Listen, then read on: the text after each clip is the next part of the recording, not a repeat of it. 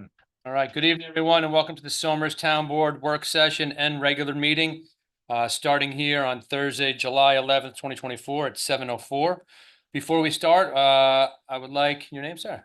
Milton Call. Milton Call to kick off the Pledge of Allegiance for us. Allegiance to the flag of the United States of America and to the republic for which it stands, one nation, under God, indivisible, with liberty and justice for all. Right. Let me get in. You. I don't say that. All right, Patty, can you roll call, please? Councilman William G. Buckley. Here. Councilman Richard G. Quincy. Here. Councilman Anthony J. Sirica. Here. Councilman Thomas A. Garrity Jr. Here. Supervisor Rob Scarano. Here. All right. We're gonna move into our public hearing, but Patty, can you first give us publishing and postings? That was published in the Journal News on July 2nd and posted on the Town Clerk's Bulletin. Okay. Can I get a motion to open a public hearing? Second. Favor? Aye. Moved. All righty. Number one on the list, proposed local law to rescind Article 7 entitled Heritage Hills, Section 158-23B. Stop intersections located on the West Hill for the proposed three-way stop sign at West Ridge Drive and West Hill Drive, and a three-way stop sign at West Ridge Drive and Waterview Drive of the Code of Town of Somers. All right. Anybody here to speak on the public comment? Yeah. Betcha there are. Yep. If you want to come up there, you need to help with the microphone, you can stay there. We'll We can move the we'll microphone. move the microphone to you. Mike's in charge. Oh, Break. like it doesn't move. It's probably taped on. You can bend the top though. You break it, Mike, we're kicking you right out. And if you could just tell me your name, My name is Douglas Cassetta. and please just keep it to 3 minutes, that'd be great. I'll try. I reside at 707B Heritage Hills, which is within the confines of Condo 29. As a resident, I am addressing you to object to Heritage Hills Society Board's request for the town board to rescind Article 7. You know what the rest of it is. Condo 29 made the request to the town board in July of 2023. The town board referred the matter to Somers Police, Highway Engineering, and the Bureau of Fire Prevention for evaluation. Each department recommended approval of the request. At a public hearing held on 12/14/23, I'm not aware that Heritage Hills Heritage Hills Society or any representative made any comments or objections to the approval of the stop signs, if you would. Their position now is that they, not Condo 29, were the proper party to apply to the town, and they request that the enacted law be rescinded. What is not being disclosed is a memo, which I will read, an email rather, from Mr. Don Rubino, President of the Society Board, to Mr. Alan Tepper, President of Condo 29. The relevant, well, let me read it.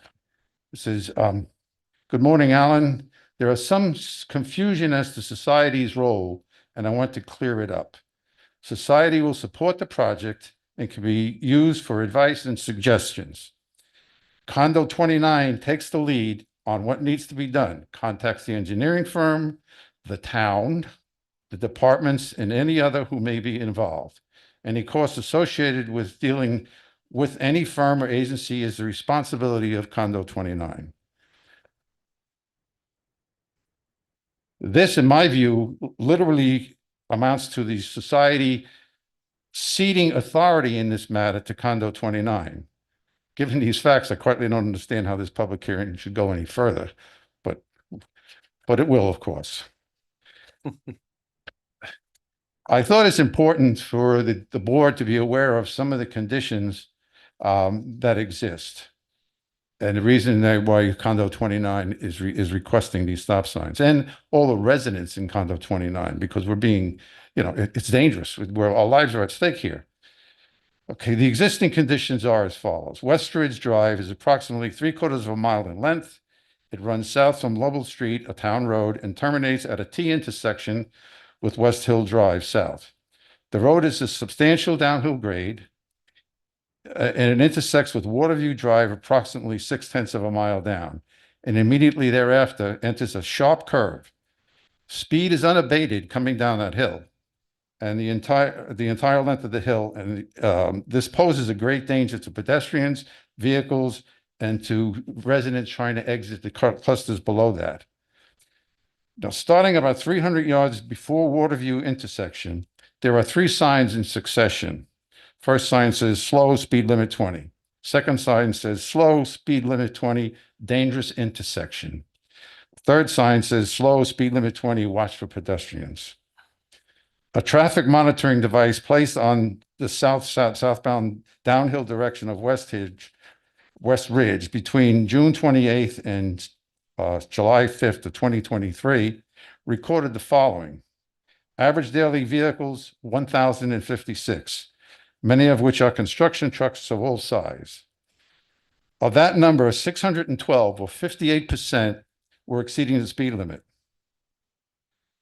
Placement of a stop sign at West Ridge Waterview intersection would provide a safer intersection and would also slow the speed down, the downhill speed is before they enter the sharp curve, greatly reducing the dangers to everyone. Society Board disagrees despite the town's approval. However, they offer no solution to this speeding menace. It is unbelievable that an intersection through which 1,056 vehicles pass daily, 58% of them speeding, and with a sign warning dangerous intersection ahead, does not warrant a stop sign? That's unbelievable. Existing conditions at the T intersection of West Ridge and West Hill, a traffic monitoring device was placed on the southbound direction of that intersection between July 4th and July 8th of 2023, and it recorded 1,812 vehicles per day traveling through that intersection in the southbound direction. That's the 3 minutes. Okay, well, I just almost done. Good. Okay. In total, I'm sorry. So when you add that 1,812, traffic in the opposite direction on West Ridge wasn't monitored, but we can assume that it's somewhere close to the 1,800 that are coming in the other direction. So we're talking about an intersection with approximately 4,000 vehicles per day passing through from 3 different directions. That would make it one of the busiest, possibly the busiest intersection in Heritage. Many vehicles approaching that intersection turn into West Ridge at high speeds. Here we go with speeding again. That intersection needs a three-way stops intersection. Traveling up West Hill, just past Recreation Area 4, there's a stop sign at an intersection with an unnamed road entering from the right. There is very little traffic from that road. Further up West Hill, there is another sharp sign at the intersection of a stop sign rather, at the intersection with Pondview Drive, which enters from the right. The traffic at that intersection is substantially less than the traffic on West Hill. We're not suggesting these signs need to be removed, just comparing them to the West Hill, West Ridge intersection. Society is basing their position on the recommended from the infrastructure, is basing their position on the attached recommendation from their infrastructure committee dated March 11th, 2024, 3 months after the town board approval. It seems the committee is second guessing the town's safety personnel. I think that's arrogant and insulting, but that's me.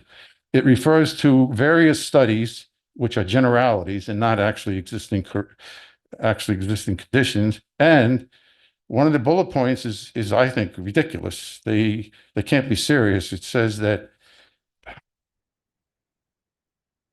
one of their members, I guess it is of the professional opinion that the installation of stop signs leads to a higher probability of rear-end collision. If you can believe that. That's all I have to say. Thank you.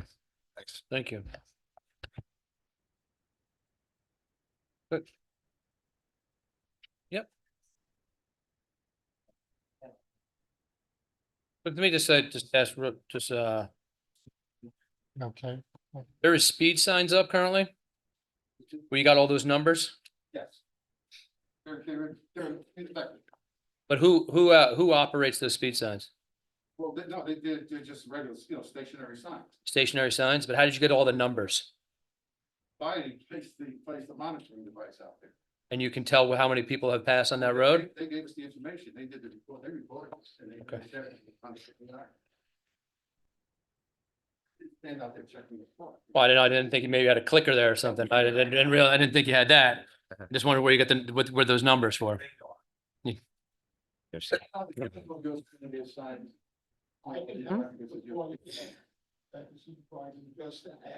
Hold on 1 second. What, if you like to say a comment, you have to come up to the podium and say something. Yes. And then, gentlemen, It's okay. I yield the floor. My name is Epstein. I live in 2A on the middle of Westridge Drive. On your question, Supervisor Scarano, last year, approximately July, after Dom Rubino said and put in writing that he wholeheartedly supported our pursuit of improving safety, he assigned John Milligan, who's the property manager, who I believe is sitting behind me, to work with me on collecting traffic data. John Milligan worked with Heritage Society, and they placed a radar speed sign halfway down the hill coming from Lovell, coming down into Westridge. The initial data from that was confusing. I have a data processing background. I processed all of that data. I compiled the data that was used in the reports. That's the source of it. Thank you. thank you. That's all I have for now. Thank you. Thank you. Gentlemen, good evening. My name is Ken Falk. I don't think I'm related to Mr. Faulkner. And I'm a member of Condo 29. I live at 724B in Heritage Hills. And first, I'd just like to state that I can't remember any other time that within a 4-month period of passing a law that the town board is asked to rescind it, vacate it, or void it. I think that's absolutely unprecedented. Well, Ken, let me just say something really quick about that. When it was on the public, scheduled for public hearing, I believe you sent a letter in Yes, I'd like that day, right? On 4/11, you sent it in? You sent it 429. 4/29? I think we have, okay, whatever that, but I think that letter, when we received it that day. And that is the reason why it was pulled off of our agenda that evening. That was my second letter. Your second letter. The first letter was for, That came to us, and I don't think society had a chance to read it. I don't think they received it. I sent them, That's why, no, we copied society. okay, We copied their outside lawyer. The first letter of April 11th had to deal, society made a complaint that we were not the proper party to bring on the application, which was totally wrong because we own the road A within our confines. And pursuant to the vehicle and traffic law of the state of New York, section 1660, the town has absolute authority in the placement of stop signs. And either the owner of the road, of a condominium, or the managing agent may bring on the application. We own section A of our road as provided in the site map. So we were a perfect party to bring on the application, and it apparently that time was taken off the agenda. Roland, is that accurate? I mean, in terms of how he's defining who has authority? Maybe It's right in the law. New York's Vehicle and Traffic Law, section 1660 says either the owner or the managing agent of a condominium can make application to the town for the placement and installation of stop signs. Yeah. Well, the bylaws of the society do say of Heritage Hills do say something different. Well, that violates the state, that violates the law. But that's really a discussion that you need to have. I never saw anything in it. I'll get to that, sir. But when we received I'm gonna go through this a little fast. So when we received the request from outside counsel of Society on April 17th. I wrote to the supervisor, which I'd like to read into the record. And my letter is dated April 29, 2024. And it says, Dear Supervisor Scarano, as you may recall, I am in-house counsel to condominium 29 of Heritage Hills, condo 29. This letter is written in response to the letter of April 17th submitted by the Council for Heritage Hills Society. Previously, condo 29 made application for certain stop signs on roads within our confines. We presented a petition over 175 residents, as well as a study by society itself, which confirmed that most vehicles exceed the speed limit on Westridge Drive, which leads to Lovell Street on to West Hill Drive. Westridge Drive is the second most used road that provides ingress and egress to Heritage Hills. On a daily basis, we encounter myriad of large trucks, motorcycles, and motor vehicles, many of which use Westridge to avoid school traffic. Most West Hill residents use Westridge Drive to get to Soma's Town Center, Yorktown, and Route 6 for shopping and restaurants. If you may recall, you praised our presentation for its comprehensive nature. Being no opposition from society, the resolution was passed. Thereafter, society attempted to rescind our prior application for not being a proper party to make such application. But once it was learned that condo 29 owned the roads in question and pursuant to New York State Vehicle and Traffic Code, the application was removed from the town agenda. Now, society seeks to void the law in effect, claiming that internal rules supersede condo 29 rights. They're attempting to take two bites from the same apple. Society was derelict in not voicing their objection from the beginning. The town should not get involved in the internal workings and disputes between condo 29 and Heritage Hills. With regard to the approved stop signs and the law now in effect, the town should be aware that condo 29 most urgent concern is that of safety to our elder residents, their guests, children, and grandchildren. There are no sidewalks in Heritage Hills, and people need to walk on the roads. Westridge Drive is a very dangerous road where the stop signs are to be placed. Speeding vehicles around hidden bends are accidents waiting to happen. Our elder residents have diminished reactions to a dangerous situation. If a terrible accident with an adult with a future large earning potential or a child sustaining lasting and permanent injuries, and the offending vehicle had insufficient insurance coverage, both society and the town will be subject to legal liability for voiding the current law. We are aware of the obligations to society, which would be reciprocal in the safety issues for condo 29. Internal issues between society and condo 29 should not be subject to town review or intervention. I'll just continue. Try and wrap it up. You already passed. I gave you 4 minutes. I thank you.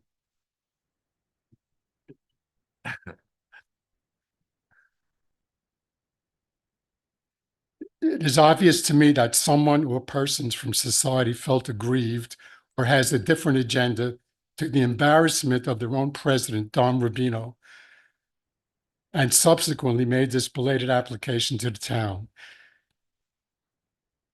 I'm going to argue that the town, that society has no standing in this, has absolutely no standing to seek any sort of redress on this issue, as they can't point to any documents, whether it be the original condominium papers submitted to the Attorney General's office, their incorporating papers or bylaws that says we first must obtain approval from society as a request to the town for the installation of stop signs.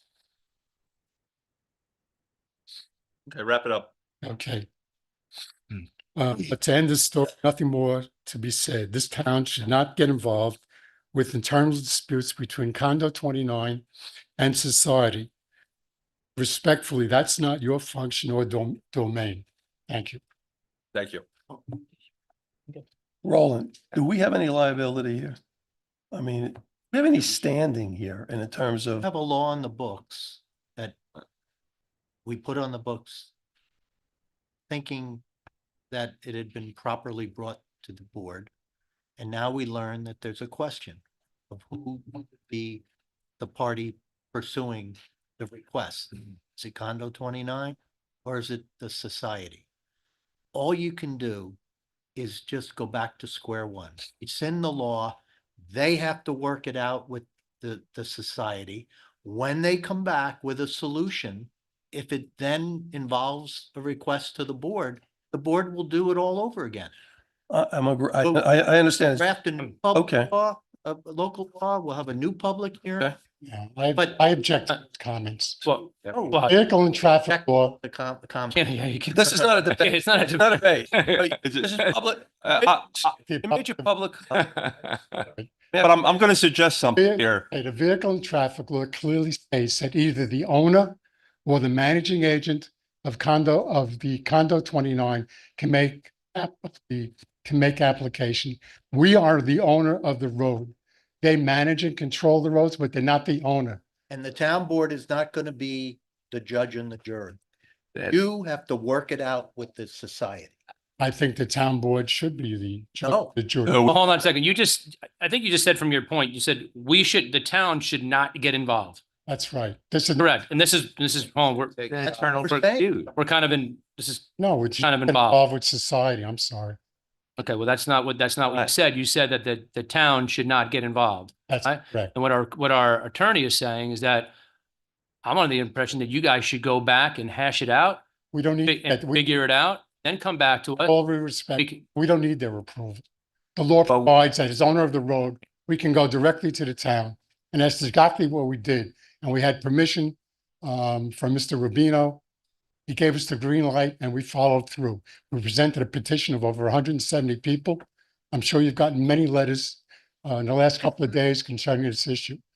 There's nothing to work out. As an owner, we have the absolute right to go to the vehicle to No, sir. You- apply under. Counselor, Right.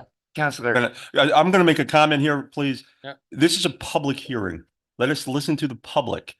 And then we can ask questions. If we keep doing this, we're gonna be here all night. This is a double session. We have people who are on the agenda Yes. later. Right. There's a lot of people who are gonna speak. We want to listen to everybody. Let's let everybody speak. We're not gonna get into a dialogue or a debate. We're gonna listen to everybody and then we'll close the public hearing and we'll talk about it and we'll make a decision. But we're not gonna get into a debate from up here and down there. And we'll listen to everybody who wants to speak. Again, I've increased the time that we listen. Normally we give 3 minutes. I'm putting it up to 4 and even giving a little bit buffer there. But move on. before the board Move on. talking, let's let the town people speak. And please respect everybody else. We got a large agenda tonight. All right. There we go. Okay, thank you.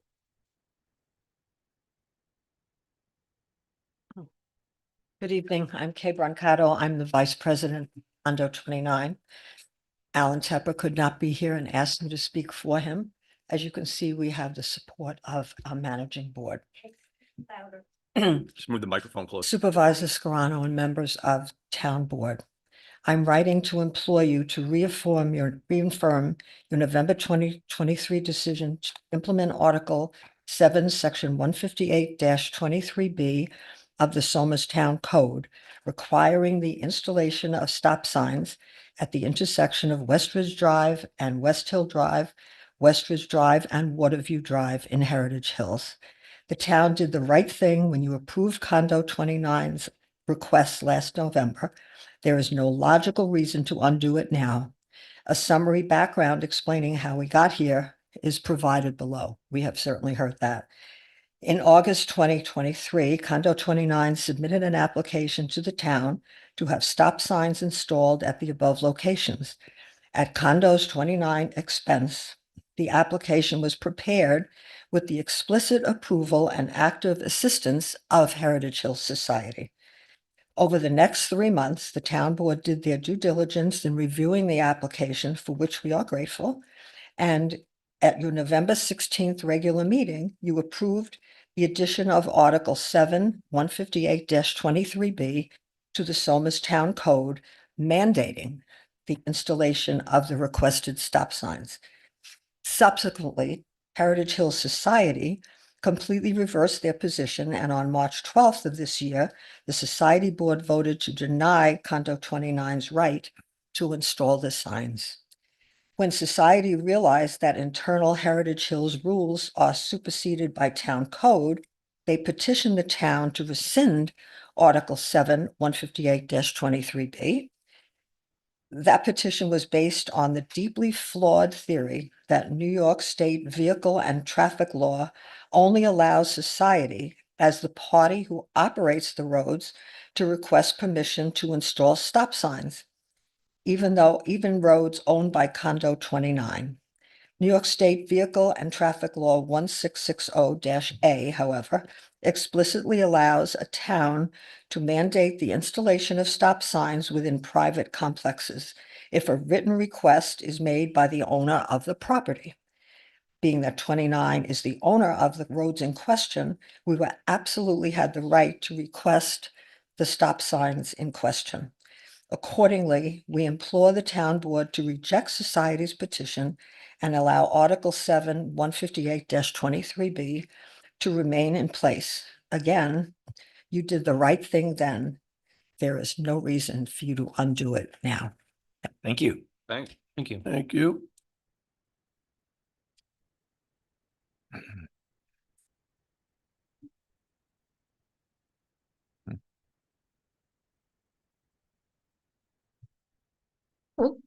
Good evening. My name is Margie Clark. I live at 750C Heritage Hills, also known as Waterview Drive.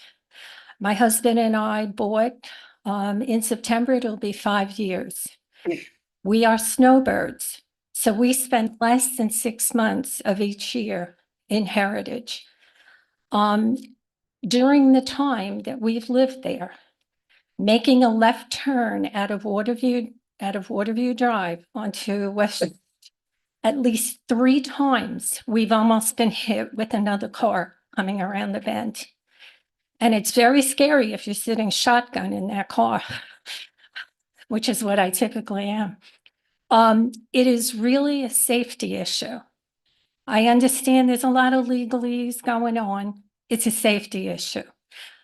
There is a sign, if you're coming, as Doug had mentioned, if you're coming from Lovell down the hill towards Waterview Drive, within about a block, there's a sign that says dangerous intersection. I don't know who put the sign up, whether it was the town or the society or Condo 29, but that intersection is recognized as a dangerous intersection. Also, I was here in November when the town board voted to allow the stop signs. A couple of you had said that you drove around the area and you recognized that it is dangerous. Now, if the state law is true and the town has the authority to allow us to put up the stop signs, then honestly, none of us care what society says, because society's bylaws cannot supersede a state law. And it is really imperative that we make sure that we're safe coming out of these side streets. And it is really scary. So I'd like to say that the town board made the right decision in November. And I urge you not to rescind it or revoke it or whatever, because it really is a safe issue and you did the right thing. Thank you. Thank you.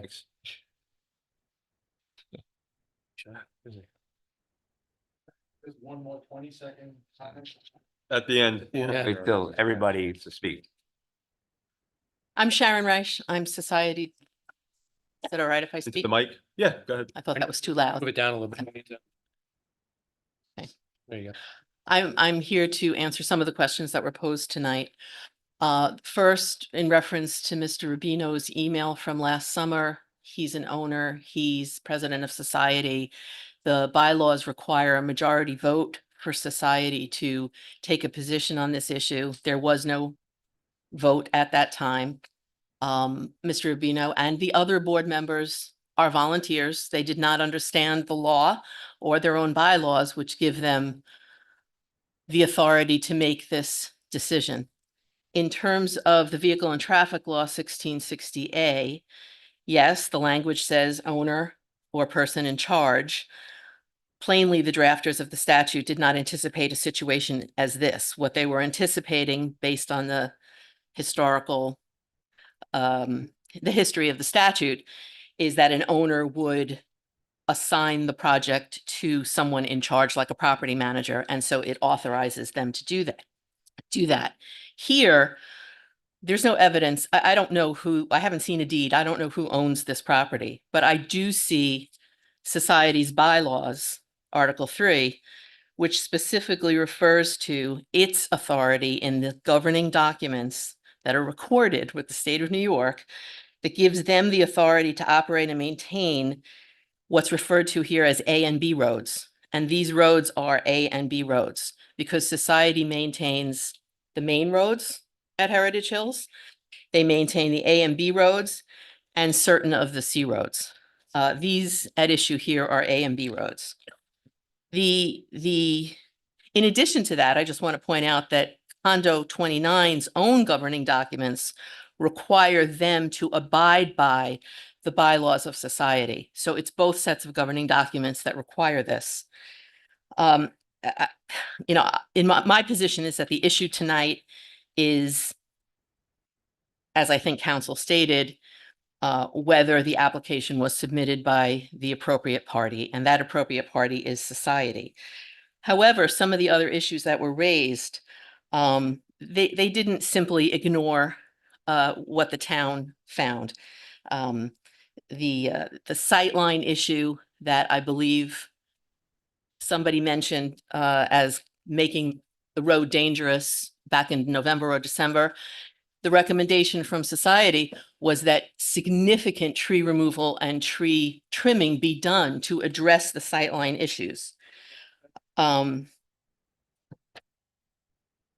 town engineer did not support the installation of, well, 3 of the 4 stop signs he said was not warranted, but the 4th he acknowledged, I believe, could be the issue could be addressed with the tree trimming. The Bureau of Fire Prevention didn't take a position, but did note that each stop sign can result in a 45-second delay in emergency response. These are all things that the society board needs to consider in making its decision. Other recommendations from the town engineer included a your speed sign that could be put in, more pavement markers, more speed signage, a portable speed sign can be used.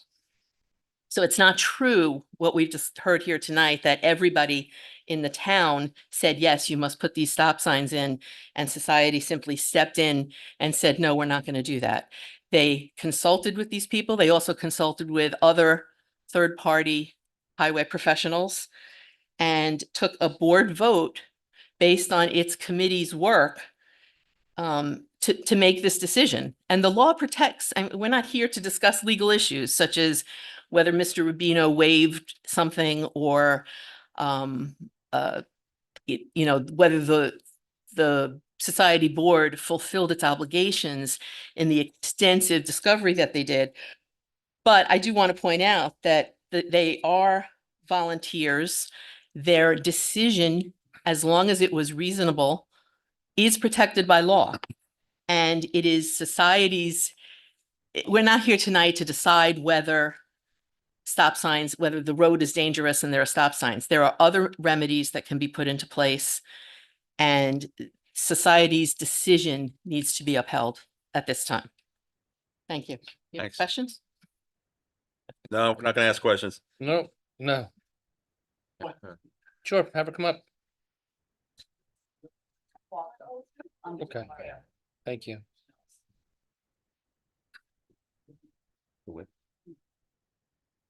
I put my Patty Calva hat on.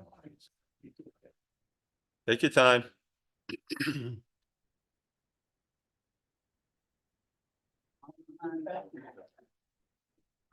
know, this is like, there's no stop sign there now. So what are we doing? Not playing. Because I ended up with a stop sign. I said I need But a bus You have to get right in front of the microphone. I will, and I'll lower it. All right.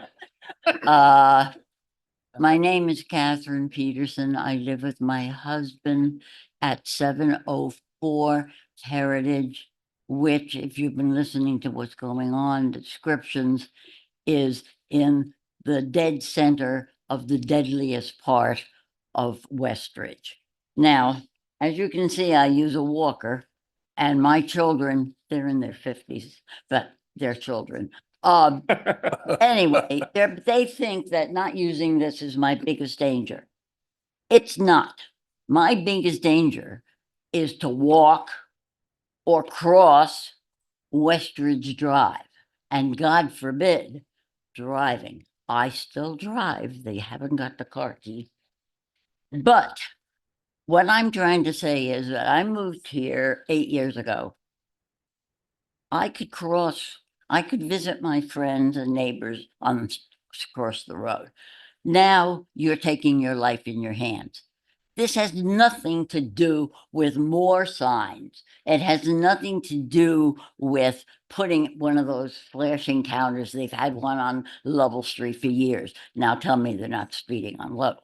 Anyway, it's time to get this straightened out. If driving is a deadly challenge, and you have heard it from others, I remember I was 16, I'm now almost 91. I learned from my father, and he taught me, look left, look right, look left again. Well, coming out of my street, you look left, you look right, you look left, you look right, and quickly left, and you go like hell, and you hope you don't get hit. Now, I don't go that fast because I'm too old. I'm supposed to say that. Anyway, what I would like to say is, let's have some action. And this is what we need. There are 3 main entrances. I'm not counting to East Hill because that does not come to a stop in the same way. There are 3 main entrances into Heritage. And at the point where they meet, the first major intersecting road, 2 of the 3 are 3-way stop. We all know the main one. There's also one off of Fred's Way. I take that sometimes as a little shortcut. There's a 3-way stop sign for the golf carts, not for people, the golf carts. And yet we have a society saying, oh, take down some trees. Many of us live in Heritage Hills because of the beautiful vegetation. We decline to live in an area where they cleared a potato field. I come from Long Island, so there's a lot of potato fields. Anyway, why does Heritage not meet the qualifications, Westridge Heritage, of the other 2? We need an answer.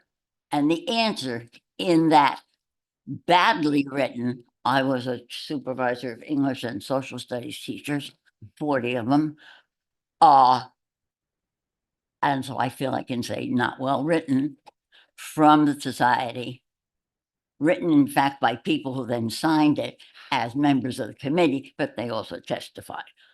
Very iffy. Anyway, what I would like to say is, let us do something. And we are not just talking about cars. We're talking about people trying to walk there, people walking their dogs. There are no sidewalks. And you try, I already tried, you try trying to jump onto those little curbs or when the cars come whizzing by. So let's get this settled.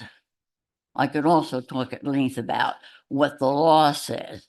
I have a book on market, and everybody in the room, whoever had a grandkid or a child, took American history regions. I wrote the review book. Anyway, I have quite a lot I would say about law, and law not being arbitrary, and a condominium group starting with good faith with society and getting the runaround There is nothing in the way law should operate in the United States that you can justify under the way we have been treated, except for you guys. You're by the book. I love it. Thank you.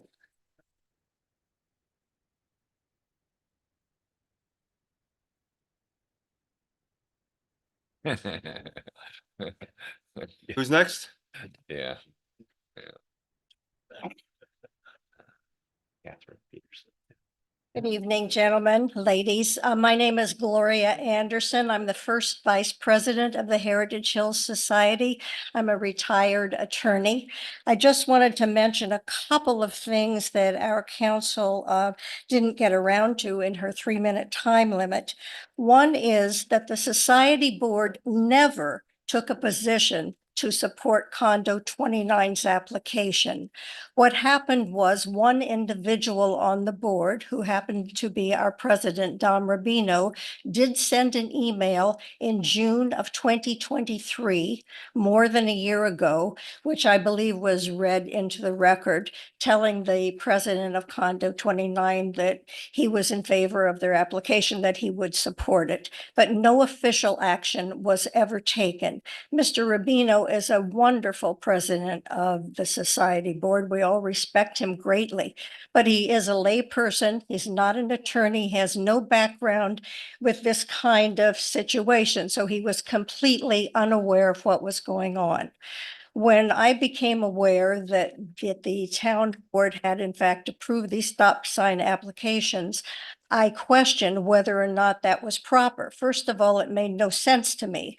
There are 30 individual condominiums in Heritage Hills, and if each of those 30 condominiums was permitted to decide where stop signs was going to go, there would be no continuity within this community. And both our bylaws and our society's bylaws and certificate of incorporation do say that society is charged with the control, the maintenance, the safety of the roads, A and B roads, and some C roads within Heritage Hills.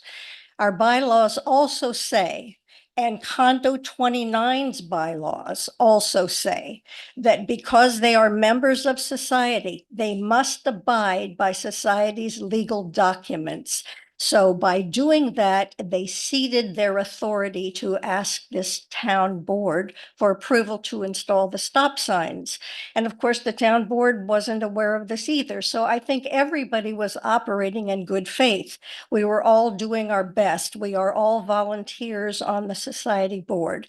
When we saw that a mistake had been made that had real implications for setting a precedent that would be a terrible headache for this town board and for society going forward, when each of those 30 condos tried to control their own roads, we immediately asked the town. We got a legal opinion from the Legumina law firm, who are experts in this whole field of condominium and homeowner association laws. We asked them for the proper interpretation of the vehicle and traffic law, which they conveyed to us. We immediately made our concerns known to the town and asked that the law be rescinded. I would also like to say that there has never been one accident on that road. Your own town engineer, in the report that he wrote and submitted at the time you were considering the application, did say that 3 of the stop signs that were requested were not warranted. One of the things he cited is that there are speed bumps leading on one of those main roads on West Hill Drive, which slowed down traffic. And one of your board members here, town board members, said at the meeting where it was considered, I've since reviewed it online, stop signs are not designed to control speed. When our infrastructure committee did this study, they consulted every known legal document about traffic and control, and it was repeated constantly. Stop signs are not designed to control speed. Not what they do.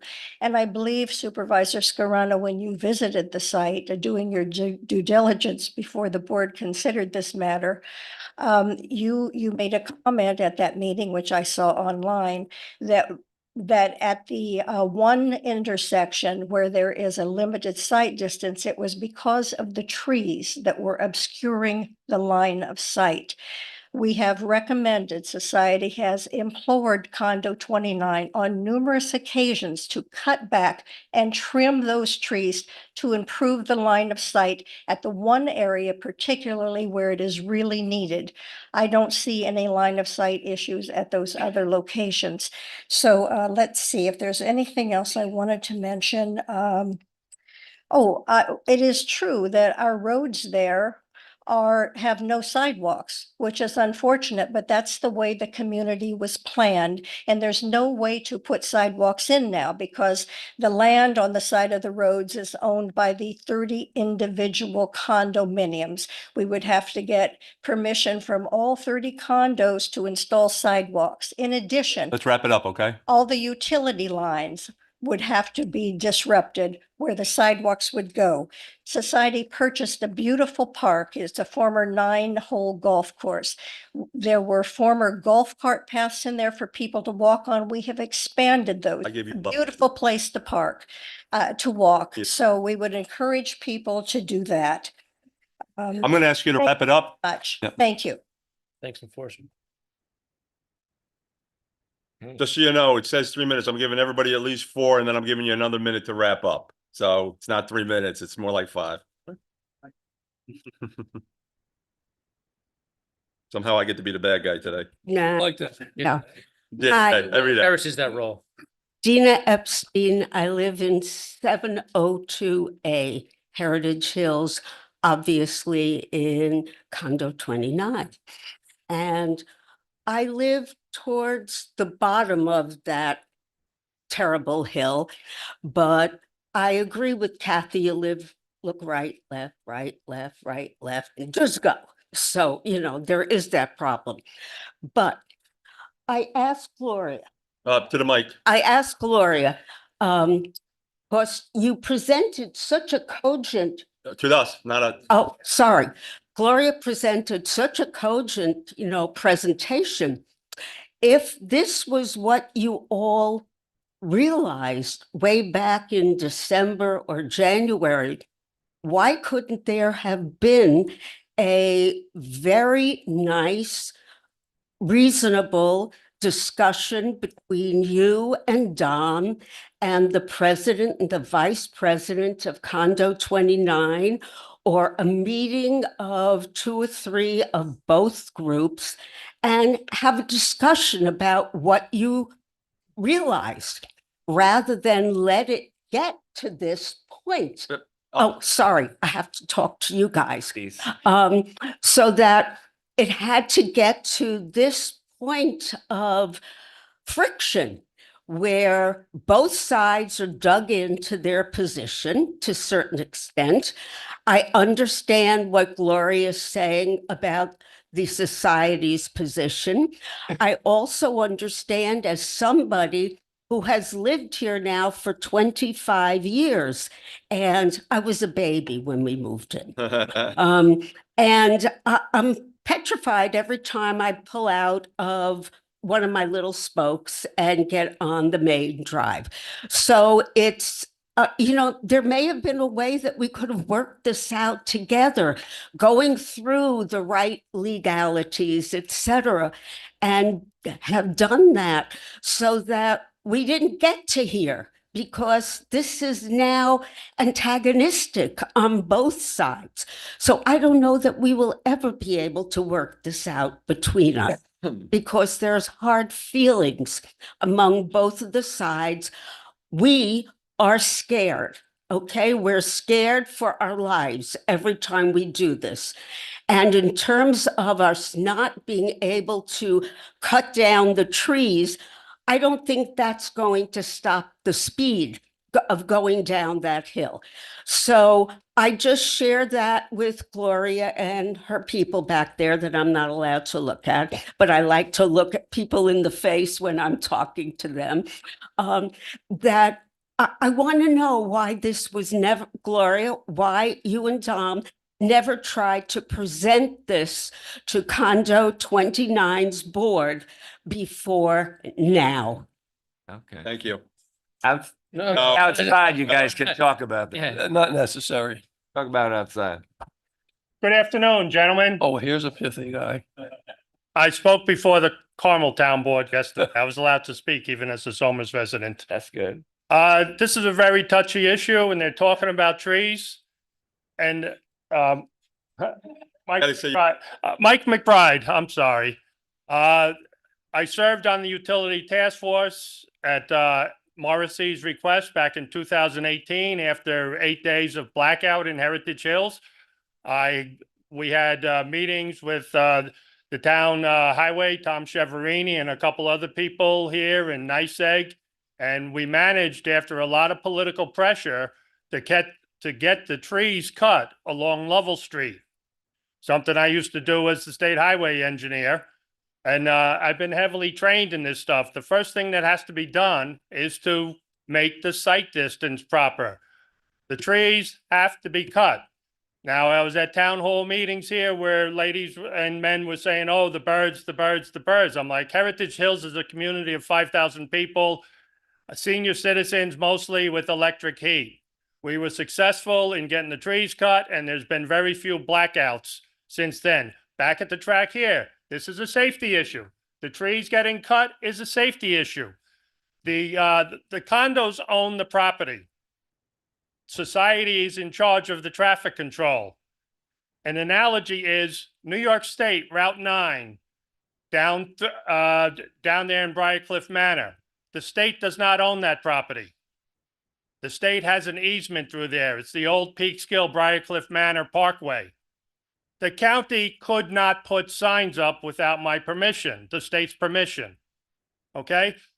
You don't put stop signs up where they are not warranted because they create rear end accidents. And in all the manuals, the manuals, Uniform Traffic Control Devices, the Federal Highway Administration, all the manuals tell you, you do not use stop signs for speed control. Stop signs should not go where they are not warranted. The use of a stop sign as speed control measure is expressly prohibited in the MUTCD, which we refer to as the MUTC. Research has shown that the installation of stop signs while reducing roadway speeds immediately adjacent to the sign has no effect on the overall neighborhood speed limit. Unwarranted stop signs tend to have a lower driver compliance rate. And what happens from all the studies is they ignore this stop sign where it isn't really warranted. It leads them to ignore stop signs where they are warranted. One of the main things in highway design, and I've been heavily trained in all this stuff, including many, many days of pedestrian safety by the state and the federal government. You don't put stop signs when they're not warranted because they will create more accidents than they solve. And as happened here back half a year ago over in Shenorock, which was in the Somers record and is on YouTube. You can see it on the YouTube meetings. I thought the guy standing up here talking to you guys, quoting from the Manual of Uniform Traffic Control Devices, I'm like, wait a second, that's not me. You went through this same discussion. Now, the thing is about one group out of 30 groups wants the stop signs. That is a major ingress egress to Heritage Hills. You do not want to create a false sense of safety there. There's Meadowlark Park, which people are constantly encouraged to make use of, 62 acres. That area over there on West Ridge Road is not a place to lollygag along and, have a leisurely walk. I walk around, I walk on the grassy shoulders. Any place where there's a grassy shoulder, I walk on that. This is an unpopular opinion among some, but it's for everybody's safety. Thank you. Thank you. Perfect, Mike. Right point. Did the right time. That's not like you, Mike. Does anybody new have anything to say? You practiced. The gentleman. Yep. Yeah, come on up. I think you probably got like 3 minutes left.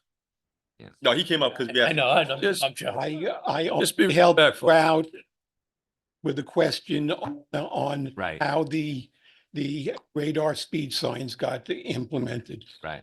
But first of all, talking loud Name? doesn't, my name is Arthur Epstein, 702A. Bill? Yes, Got it. Thank you. okay. Talking loud doesn't mean talking right.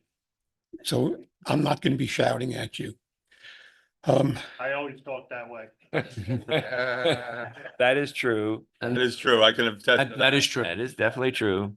The suggestion that putting stop signs where they're not warranted is correct, but it doesn't get to the underlying question of, are stop signs warranted? I'm going to get to a little detail where I cannot imagine anybody in their right mind would say a stop sign is not warranted. For 26 years, my wife, Dina, and I have resided at the very center of Westridge Drive. During these years, Westridge has changed from being a curvy, little-known back entrance into becoming a major thoroughfare, too narrow and having only one lane in each direction, not like the main entrance that has two lanes in each direction. My background is 46 years with IBM in management and as a senior project and program manager. In those roles, I was very detailed oriented to make sure that every aspect of every project was done properly.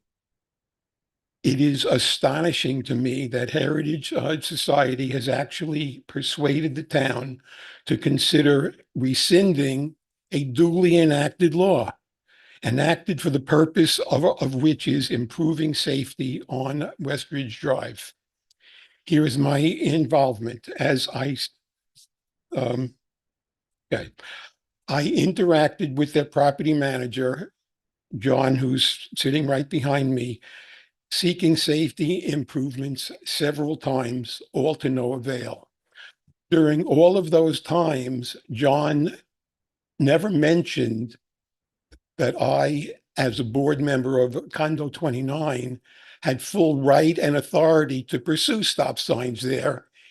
He simply shut me down cold. When the president of society said and put in writing that society supported our stop sign proposals, supported all pursuits that improved safety, I worked with John and got the data from the speed device. I analyzed and I processed the data and produced a report that, along with the petition and the cover letter, was deemed by the town to be an outstanding and thorough presentation. I designed and I wrote the petition. I collected the signed forms and I tabulated 169 signatures. 72 of the signatures were from people outside of Condo 29, people who drive routinely in and out of Westridge Drive.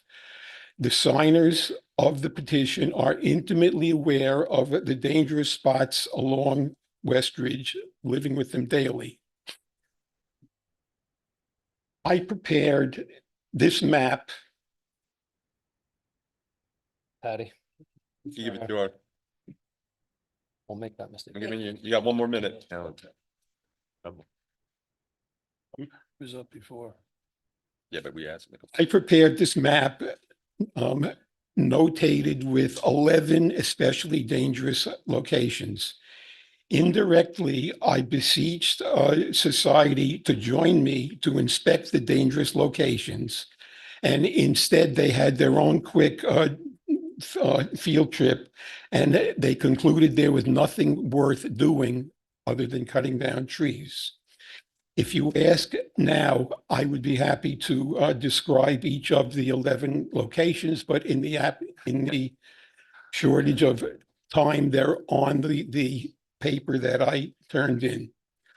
Society has absolutely abdicated their responsibility to manage the safety of Westridge Drive by doing absolutely nothing for 20 years that has improved the safety at these 11 locations. Yet now they are opposing the actions that we, the owners of the road, according to the law, it's our right, we have received, we have pursued and achieved. Well, at least we thought we achieved. Wrap it up. Okay. Okay. In closing, Town Board and Supervisor Scarano, I beg you to end this public meeting right now by denying and dismissing society's invalid request to rescind the law. I also suggest that you order society to procure and install the 4 signs within 30 days or face fines for breaking the law. Thank you. Thank you. Thank you.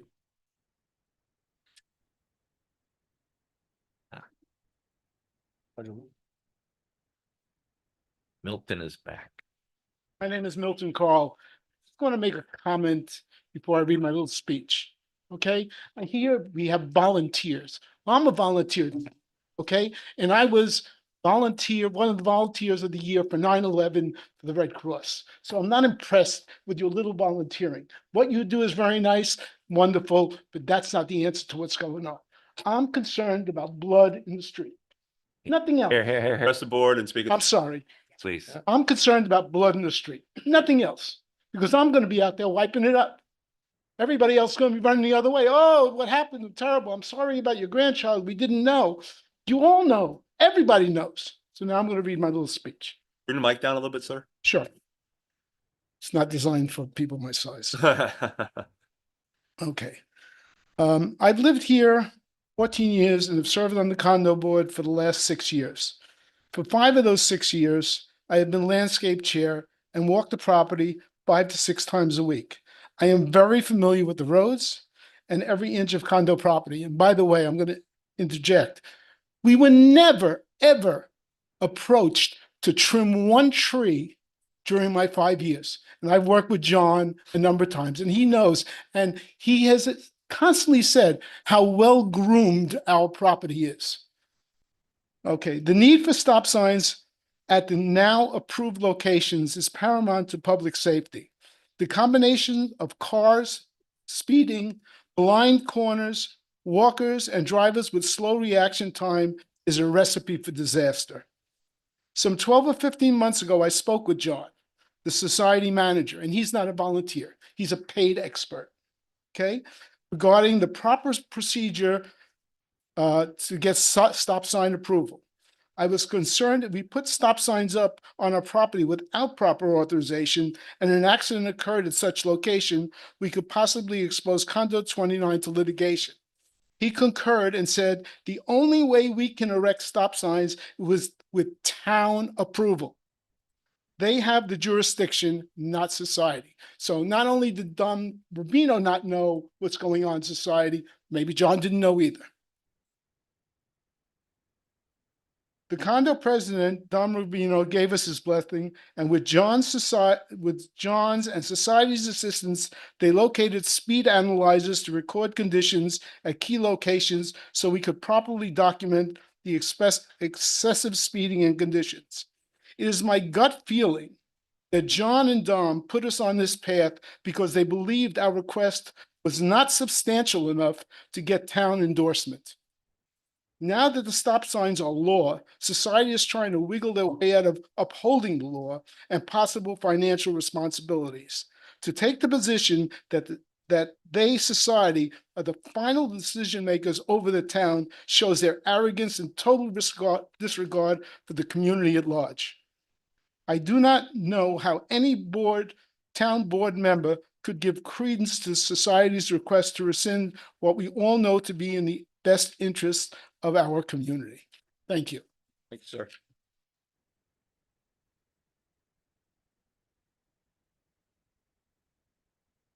Yeah, my name is John Milligan. I'm the property manager for Society. Milton is correct. I didn't know, Dom Rubino didn't know. I think most of the Society board didn't realize, and I think probably this board did not realize that Society was the entity that was responsible for something like stop signs on the A and B roads. That being said, I also want to clear up another misconception that was mentioned today. And that's that the society never met with anyone from Condo 29. Members of the society board and myself met with Kay Brancato and Alan Tepper. And we discussed this matter extensively. And we made recommendations then, and the same recommendations are included on the infrastructure committee report. we recommended significant trimming or removal of trees at both intersections to improve sight lines, more regular use of the speed sign at those locations to alert speeders to their speed, and perhaps even additional pavement markings and or signage approaching each intersection. Mr. Folk, the attorney for Condo 29, was correct when he said that the town should stay out of this matter. Society was the one that should have made the application to the town. Thank you. Anyone else? Somebody else? Or can we wrap it up? Come, They come Co- back, they didn't attend the public hearing when you. you want to go up there or you want to stay from here? Can you hear me, right? Everybody can hear me? Well, the microphone might not be able to pick. Just like, if it's only 20 seconds, we're gonna hold you to the 20 seconds. Go ahead. So now they say, oh, we didn't know that we could give you, we couldn't give you permission. That's like, come on, I didn't know. At this point, please, after the town approved it, and everybody agrees it's a safety measure, you did. Who agreed to this? If they didn't know, they couldn't relinquish control of the board. Their problem, not ours. All right, thank you. All right. You wanna close it? Yeah. Can I make a motion, we close the public hearing? Can I speak on something totally different? No. Not yet. Not yet. Public comment. Public comment later. Second. All in favor? Aye. Aye, so moved. Anybody have any comments from here? You guys. I've been told no, but no, I think what Roland and you said earlier rings true. I mean, there's two different parties. They have a disagreement. I don't think that we're the ones that can come down from on high and say, here's what we're gonna do. It's your community. This is just my opinion. And I think you do need to get around a table. I don't know if, I don't want to throw Rob into it, but if, Listen, so Rob needs to sit down, if that helps, then I'm sure. If that helps, right. Or one of us would do it as well. I'm a father of a 12-year-old and a 10-year-old. And I always teach my kids to, we always teach our kids to talk about disputes and to handle them in a civilized manner. Right. And what I'm seeing here tonight is that we have parties who've asked to maybe sit down and in good faith and follow things by the book. Right. But I don't really hear that a lot right now. I hear different parties talking about it, but I do hear people saying, hey, we should come together and talk about it. And that's what I would like to see. And I mean, yeah, we have disputes all the time, but it's not too late, everyone, right? If we do decide to rescind this, doesn't mean that it stops and it's over. It just means go back to the table, sit down like adults, and teach our kids, our 12 and 10-year-olds, what adults are supposed to do. And I don't mean, I'm not trying to say anything. I mean, yes, everybody's probably a parent here and everybody's got their way, but there are rules and there are procedures that we have to follow. Right. And there are procedures that should be followed. No shouting from the crowd. Right. And I'm telling you this. And what Okay. I'm saying, Roll your red out. yeah, nothing is right out of my train of thought, but that's quite all right. I've heard a lot of people here tonight talk about good faith. Right. And the Heritage Hills community, I know we'll step up and do the right thing and come together and work in good faith to make something and work it out here. And I have full ability. And if it means that I need to sit at a round table with the 29 presidents and vice president and society to do that, then I will. Let's set up a meeting and do it. And we'll all work it out and we'll come to an agreement. But there's things that have to be done by the book, and that's what we should be doing. And not just having everybody just, going off on their own. So I just want to, you can't. Oh, public No, it's over. no, it's over. And you Close can't be shouting from the, All right. well, you can Just continue, guys. so, What do you guys all say? Sir, we're not gonna engage in this. Okay. All right, hold it. We're not gonna engage in. so is there's, We're taking no action, but that doesn't mean either way. Well, No, Oh, no. no. it just Public comments No. closed. The public hearing's closed. yes, we do. Yes, we do. Not so, but you don't know what we've chosen to Okay. do yet. okay. You're here to listen to us at this point. Okay. Already said it. Here we go. Let's Easy. go. There we go. Easy. I'd like to make a motion to rescind the local law. Second. All in favor? Aye. Aye, so moved. All done. Good night, everyone. Before anybody votes. Take 5. Take a 5-minute break. Planning. All right, great, everybody. Welcome back to the Somers Town Board work session and regular meeting. I'll make the motion to open up public comment. Second. All in favor? Aye. Anybody here for public comment? About a non-agenda item. About a non-agenda item that, yeah, come on up. Just give me your name and. Sure. Good evening and happy Free Slurpee Day. 7-Eleven. I'm Michael Kiernan, 2 Brianna Lane, Yorktown Heights, New York, Somers Municipality. I'm here to speak tonight about AAA Carding's proposed 40,000 square foot waste transfer station. It's on the agenda. It is? It's a, no, that was. Is that? No, this is, So. Oh, it's an add-on, never mind. Yeah, so he Sorry. wouldn't know if it was on or not. Sorry. Go ahead. Do I get my time back? Yeah, you do. Okay. Couple seconds. Actually, you just reminded me. The waste transfer station, household recycling, and garbage truck fleet parking. This project's name is officially A-Track Recycling Center, which is not an accurate depiction. Also, please note that A-Track and AAA Carding seem to be the same organization with different names. The proposed site is 76 Route 6, Yorktown Heights, New York, which immediately borders Somers, New York, specifically R80 residential zone, which is home to 89 families, wetlands, a nature preserve, and water supply lands, in addition to a nursery and stone supply. Personally, it's 1,500 feet from my home. My neighbors and I, so they're in the back of the room, and I are fearful that this waste transfer station and fleet parking lot will pose great unconscionable risks to our families, wetlands, nature preserve, and the water supply lands, subjecting us to health hazards, environmental pollution, odor and noise disturbances, decreased property values, increased traffic congestion, and basically obliterates our quality of life and happiness. I've been attending Yorktown board meetings since May 23rd of this year.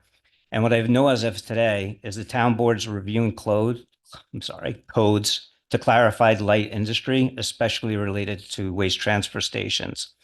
The Zone Board of Appeals has upheld the 200 distance from Somers Residential District, and AAA will likely file for a variance. They've also referred the project to Yorktown's Buildings Conservation Board and Planning Board, to the town of Somers, Westchester County Planning, New York State DEC, and New York State DOT. They'll be doing a site visit and they'll be scheduling another public hearing. The planning board has addressed and proposed an accessory storage for the recycling facility, which requires a special use permit, the outcome of which from the June 24th meeting is unknown to me. It's my understanding, and I greatly appreciate that Town Supervisor Robert Scarano wrote a letter to New Yorktown Board and Councilman William Faulkner for the many conversations that we've had to date. It would be very helpful to know the purpose or ask related to Yorktown Zoning Board projects referral to Somers. And I plead with you, and my neighbors plead with me, that the Somers Town Board wield whatever resources, influence, and power needed to see that this transfer station, household recycling, and garbage truck parking fleet is not permitted to destroy our environment, wetlands, nature preserve, quality of life, happiness, and most importantly, health. I appreciate your attention to this matter and trust in the commitment to protect the interest of our community. Thank you. Thank you. Anybody else here, public comment?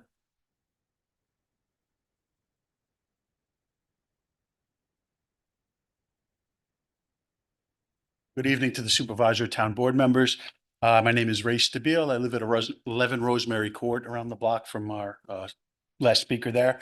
Again, just to reiterate what he has said, one of the concerns we have is the traffic there. And I invite the supervisor or any of the board members to come stand in front of Whispering Pine on Route 6 I know. during the week from 4 p.m. to 6 p.m., where we sometimes can take 8 to 10 minutes to go the quarter of a mile from Curry Street to Windsor to make the left up into our development. It's already completely a traffic nightmare, and adding several hundred more trucks to that, I mean, will only make that horribly worse. Not to mention that every spring, we know that the potholes in the state of Route 6 are pretty terrible, and it being a New York State road, we usually have to wait for the state to come down and repair it. Again, several hundred trucks a day can only compound that problem and make it worse. And I appreciate the supervisor and the town board taking this issue up on our behalf, and ask that you do take this seriously and again, try to help us get this project mitigated, which again, I believe is a terrible, terrible idea. Thank you for the time. Thank you. I know this is public comment and I'm going to say, this is actually an add-on agenda item. But I would say, I think, the board very much agrees with everybody who's here and their stance on it. That it's, I can only speak for myself, that it's not the right location. You know, we will see, as I'm sure Mr. Scarano has already done, and as the supervisor has shown, when he thinks that something is not right, be it this or the other things that are happening in town, he takes a leadership role in that. And so the hope is that we'll be able to do something to help Mitigate. or, you know, stop. Yeah. I'm gonna go far as stop. I mean, it's not in Somers, so it's a little bit tougher for us, but we can certainly take a look at it and talk to our corresponding towns, because I agree 100% with the two people who spoke, and I'm sure everybody else is here to say something similar. Well, they've asked us for comment, and I think it's clear that the denial of it the first time by Yorktown was the proper thing, and we urge them to continue to not overturn that. So I think it's a pretty clear issue. I was just over there today, driving around, trying to figure out exactly where it would be and how you people will all feel about it. And it is a difficult area, and to add more to it. Yeah. And you got a lot of things over there going on already. Yep. Anybody else? Public comment? No, again, Tom said this is going to be on the agenda item for a discussion. And we'll hear from Dave Smith, our planner, give us some updates on that. So if you guys want to hang out for that, he should be on probably, we're going right now, about 15-20 minutes. So I'll make By midnight. by midnight, yeah. I'll make the motion then to close out public comment. Second. All in favor? Aye. So moved. All right. Patty, no minutes for tonight. Department reports. I have reports from the town clerk, building inspector, zoning board of appeals, plumbing, bureau of fire prevention, parks and recreation, planning and engineering, tax collector, and director of finance. Right. Brings us to the Somers update. I think we have Howard Green here tonight. Is Howie here? Howie is here. Oh, that's why. Howie, there you're all the way back there. Why don't you come on up here, bud? So we have town of Somers here as a proclamation here for you. And do you want to speak before I read it out? Read it out, then I got Okay. a few things to add. So the proclamation here, you might want to move over to the side of my camera here. I don't want people Yeah. taking a look.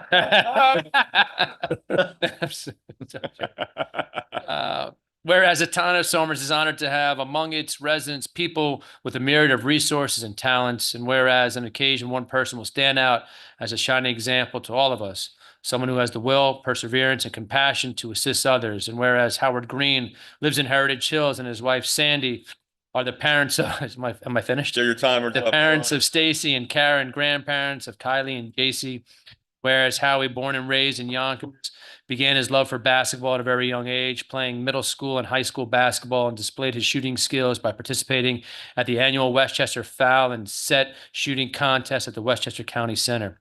And whereas Howie began his 55-year referee career when he was a teenager at a local high school games and men's league games at the Jewish Community Center in Yonkers, in his career, he has refereed thousands of games all over Westchester and Putnam counties. Most notably Section 1 boys basketball since 1969, and has generously donated his servicing refereeing Special Olympics games and charity games. And whereas Howie received a special recognition award from the IAABO, the International Association of Approved Basketball Officials, including a President's Award and Lifetime Service Award for his devotion to the sport of basketball and for his leadership in the growth of our children. Now therefore be resolved on the behalf of the entire town board and the town of Somers, I, Robert Scarano, supervisor, do hereby officially express our gratitude, thanks, and appreciation to Howard Green for his dedication to our community and children, and to congratulate him on his years of refereeing Section 1 boys basketball, and hereby proclaim Friday, July 12th, 2024 as Howard Green Day in the town of Somers. Yay. Now, let me say a couple things, then we'll take a picture with you. Now. Now you gotta put the. And the board, and even the coach that's on the board. Why don't we get a picture with everybody? All right. Carl Reif, the picture's coming. Rich, you want to say something? No, I did want to say. Oh, you but- say something?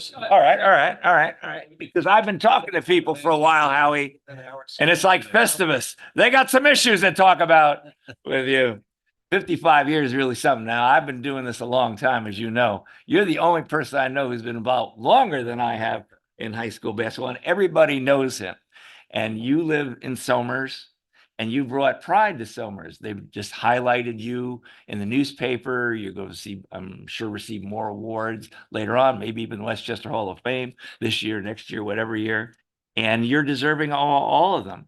And it's sort of like LeBron or Madonna. You get some people just known by one name. You say to somebody who's playing basketball, who's on the game night? Howie. You don't have to say Green. They know it's Howie, you know? And before, when things got a little bit out of order, I was waiting for you to pose it because you are good at that. Blow the whistle. Blow the whistle. Start getting people out of here. So you are known by many people I've spoken to, referees, coaches, and players over the last 2 weeks, as somebody, first of all, they all say, nobody knows the rules like you. And I know you take particular pride in that because you often quiz me and then often told me when I was wrong. That was often. So, I mean, that has to be said. One coach said, what I liked about Howie is he told all the kids to tuck in their shirt. That was one of his things. And that he said, I like that because I told them and they didn't listen. But when Howie told them, they did listen. And talked to Roman Catalino. Unbeknownst to you, that when you did a game in Somers, Roman Catalino, our former Somers athletic director, when you did a game in Somers, in his office, they had a little over-under bet going on. How many travel calls would you call? He also told me that you should remember the time you locked yourself into the coach's office, and it took 2 custodians, a secretary, staff members, an athletic director, and a coach to get you out. Because they want to know if you did you take the shampoo home with you? They're still looking for it, but obviously the answer is no. From the Zach Boyriven, the current captain at Greeley basketball, he said, "You've got to respect Mr. Green's longevity. I can't imagine being involved in this that long." So he had respect for you. And Tom Nelligan I spoke to. And he's an interesting story about, now you've reffed the best of the best, the biggest games. I'm sure you know how many sectional championships you've done at the county center. I can't tell. So many you can't count. And Tom said a couple of things. One, he said, no moment was ever too big for you. And I know for a fact that those who run Section 1 liked it when you were on those big games because there was a sense of control. You know, it was, as you once said to me in a game, it was like, my ball, my game, my rules. And you imposed them, and always to a good job. And so you kept those championships in order. And he also said that he once sat in a game where there was a now you've done over 200 games in some years, isn't that correct? That's the lowest amount. That's the lowest amount. Okay. Do you have a whistle permanently implanted in you, or is this something there?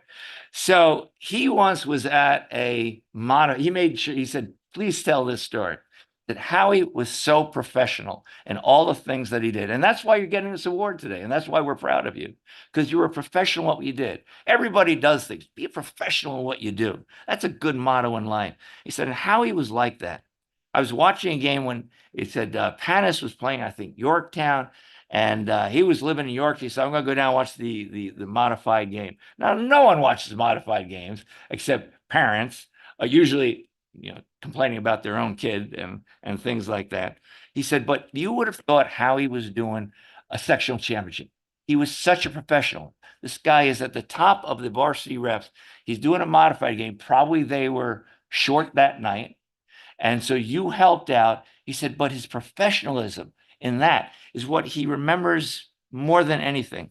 There was no moment too big, but also no game too small. And I know I've had you in a lot of summer league and fall. You wouldn't know whether it was this state championship, sectional championship, or just a summer league game. And I would say your perseverance is a model. Perseverance is something to be admired in life, that I think all winning sort of people in any walk of life have that. They stay with it and they keep getting better. And I know that's how you approach your refereeing. And I was inspired by that as a coach myself. But most of all, you've been a good friend to so many people, myself included, and coaches, officials.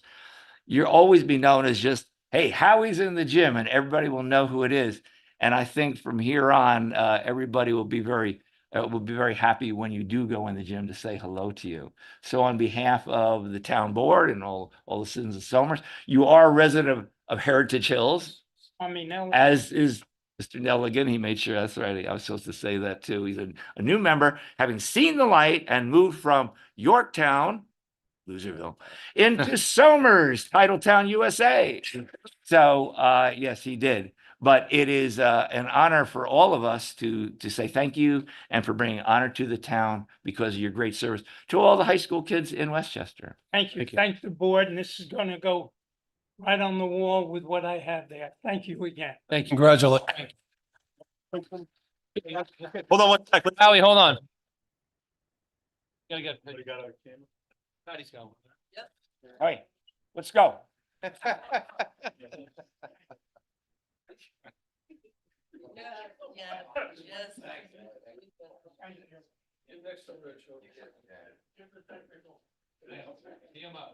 He's one of the only guys I haven't crossed. I don't know. I think he called a bad call on me years ago. Thank you. So does the NBA have travel inflation? Are you running all over the board in the NBA? Thank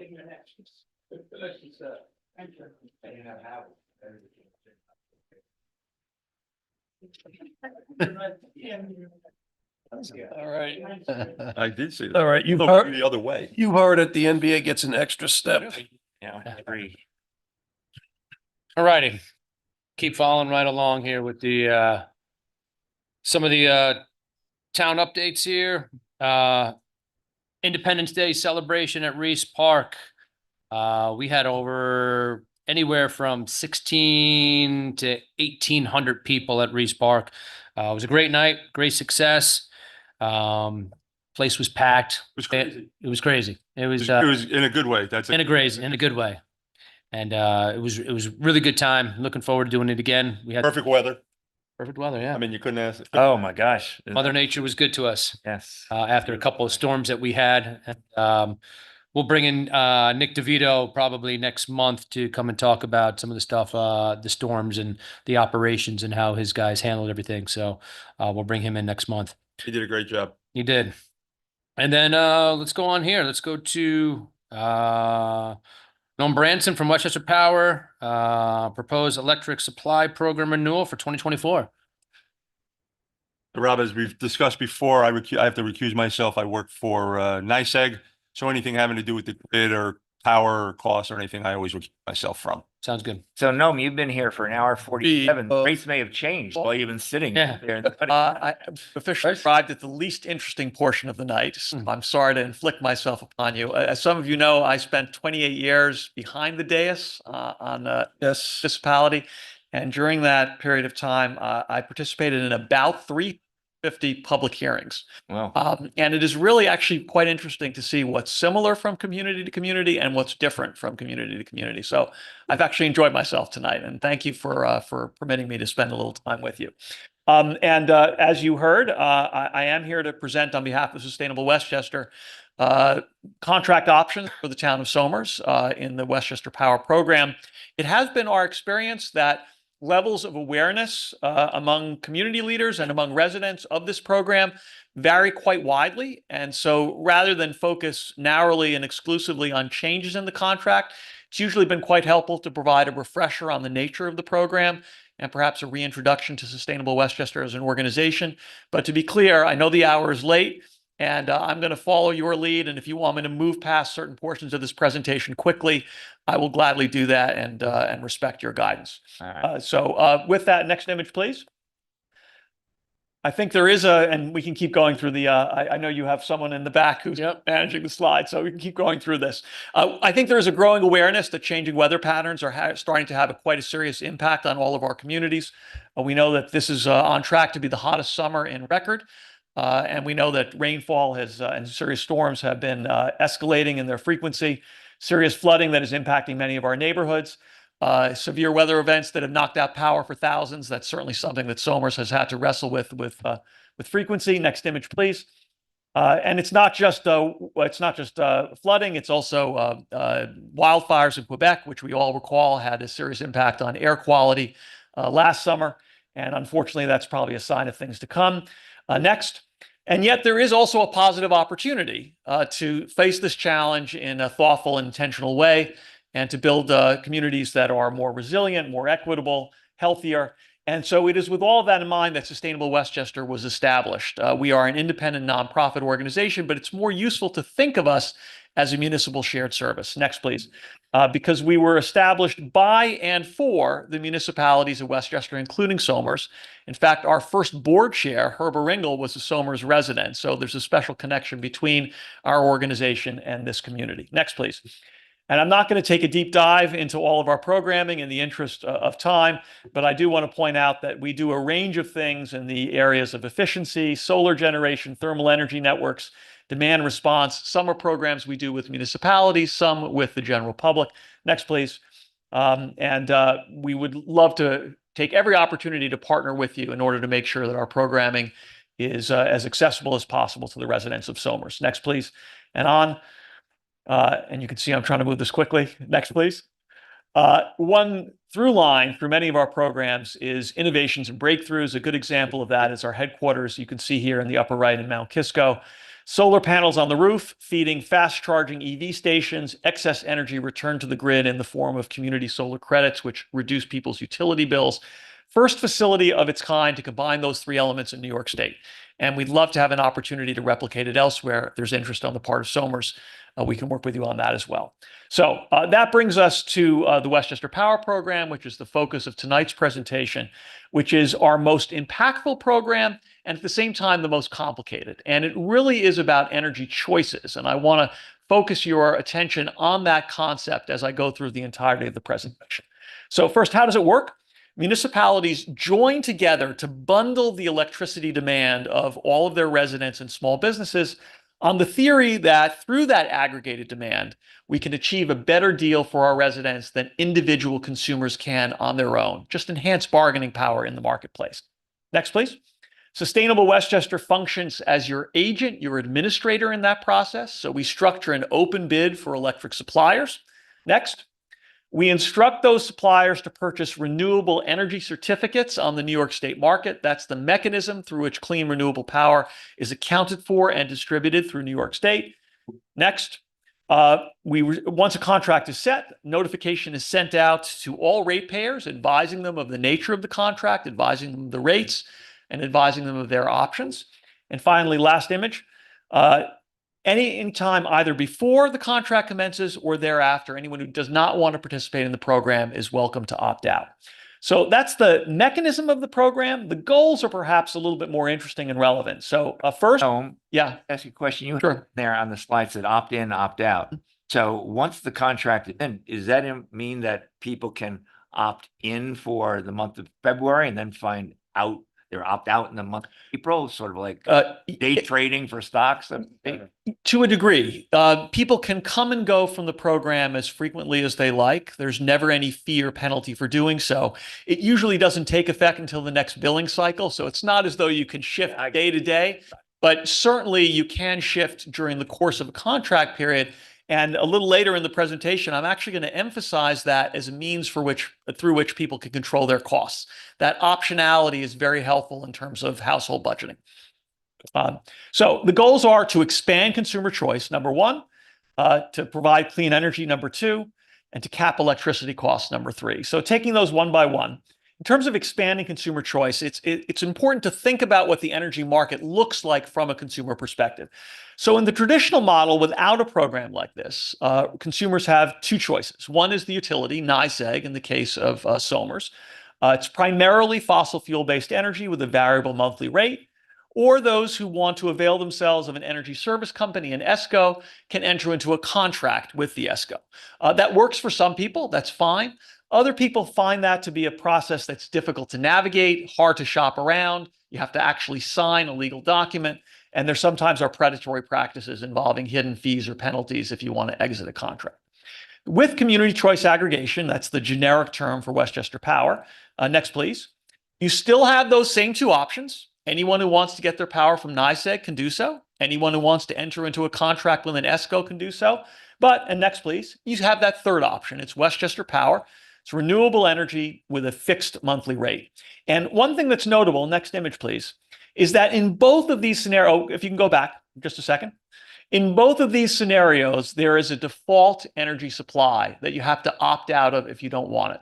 In the first instance, it's the utility. In the second instance, it's Westchester Power.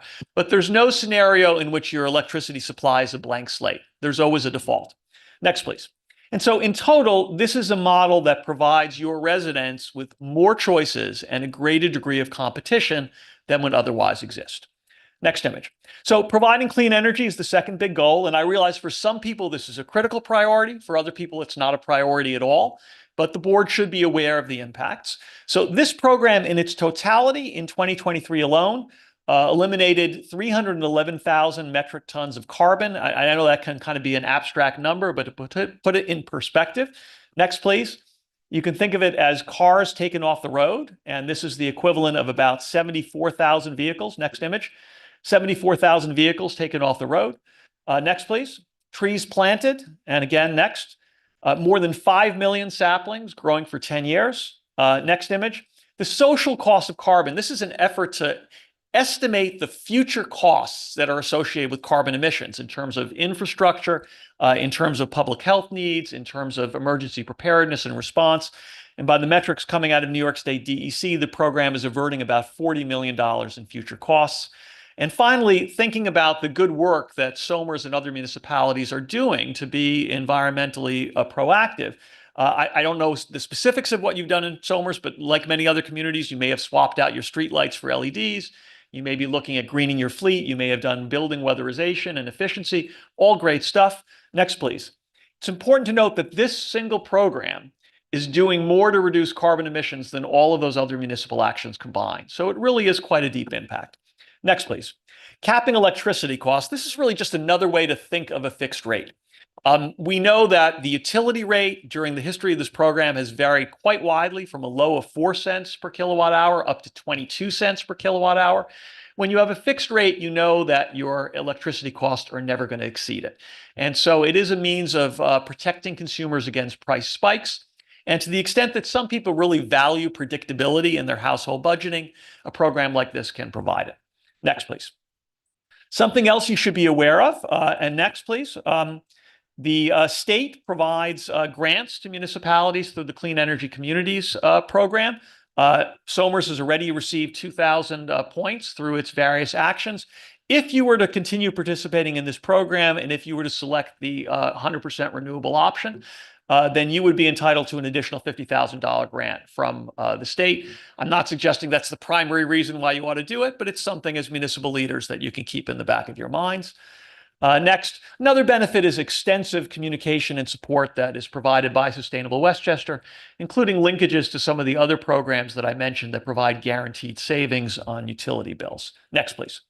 So in the mode of protecting consumers, one thing I do want to point out is that low-income residents who are receiving utility assistance are not enrolled in this program. And next, and this gets to the point that you were making a moment ago, Councilmember Clinchie, that options enable people to choose the electricity supply that is most cost-effective at any given time. When you have Westchester Power, and if you could go back to the prior slide, please. When you have Westchester Power, you can choose between NYSEG and Westchester Power based on which has the more favorable rate. And sometimes in the history of this program, we've been higher, and sometimes NYSEG has been higher. And that's likely to be true in the future as well. Next, please. If you're not part of this program, then that optionality disappears. And residents and small businesses are really stuck with NYSEG or private ESCO as their only alternative. And so in the event that there is a future price spike, there's no safe harbor to return to. So we do sometimes hear about people who experience sudden monthly bill increases. And if our program is in the news, they may be attributing it to Westchester Power. So just to clear that up, next, there are a couple of reasons why you might experience that. It could be a change in month-to-month patterns of use within your home, or it could be a billing delay, which results in a catch-up as the utility makes up for a past error. It's definitely not Westchester Power, because a fixed rate is a fixed rate. It doesn't change during the contract period. And so to the extent that people experience variability, it would not be attributable to this. Next, please. We do want to enhance communication. One criticism that we sometimes get, which we take to heart, is that even though opting out is always an option, sometimes people are not aware of that. And so we would like to enhance the degree in which we're making consumers aware of what they can do under our program. And in that vein, next, please. Opting out is quite simple. It can be done by mail. It can be done online. It can be done by email. It can be done by a phone call. There's never a fee or penalty. To the point we said earlier, you can come and go as often as you like. And once you've opted out, we respect that choice through contract. So anyone who has previously opted out of this program, if you were to renew your municipal contract, they would not be re-enrolled. The only way you re-enroll is when you affirmatively indicate that you wish to be re-enrolled. Next, please. Sometimes people ask why the program is structured this way. Why not just do it on an opt-in basis? So there are two primary reasons. One is the basic viability of this model. We can only go out to the electric markets and entertain bids for supply if we can credibly represent a certain defined quantity of demand. And that cannot be achieved on an opt-in basis. And in fact, it's inconsistent with the state regulations. The second is impact. We're not going to get anywhere close to the state's clean energy goals, signing people up 10 or 20 at a time for clean energy. It's really only by facilitating clean energy uptake in the thousands and tens of thousands. And this is a model which achieves that. And finally, not to beat a dead horse, but again, to emphasize, there's always a default energy supply. And so from a municipal perspective, the choice is not whether there's going to be an energy supply you have to opt out of, but rather what should that supply be. Next, please. And so we think in its totality that this is a model which really empowers everybody, for residents and businesses. Whatever your priority is, whether it's price, whether it's predictability, whether it's environmental impact, you can weight those factors and choose your energy supply accordingly from a broader menu of options than you would otherwise have. For a municipality, you can be intentional about your energy choices. What are the community-wide values and priorities that you want to emphasize? And if those include consumer protection, if they include expanded options, if they include clean energy, then this is an attractive way in which to encourage those things. Next, please. And all of those reasons, 29 municipalities are a part of this program right now, representing about 2/3 of the county. And those are the communities that are illustrated in blue in the chart. Next. So now we get into the choices that are presented to you. First, this is just a reminder of the current contract that's in place right now.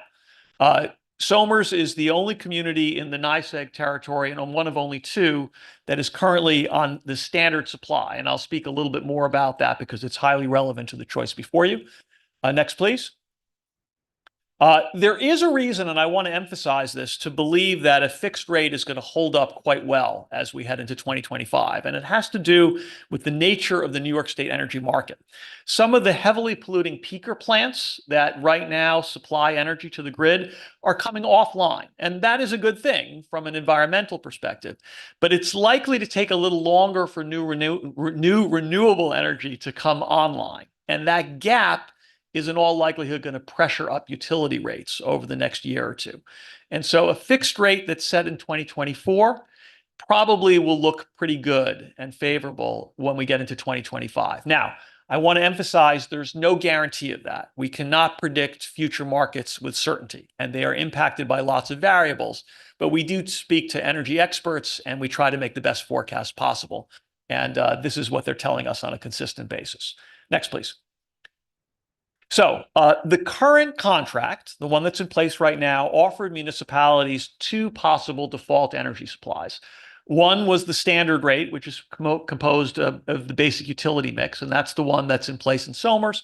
The other was sort of a partial renewable default at 50% renewable.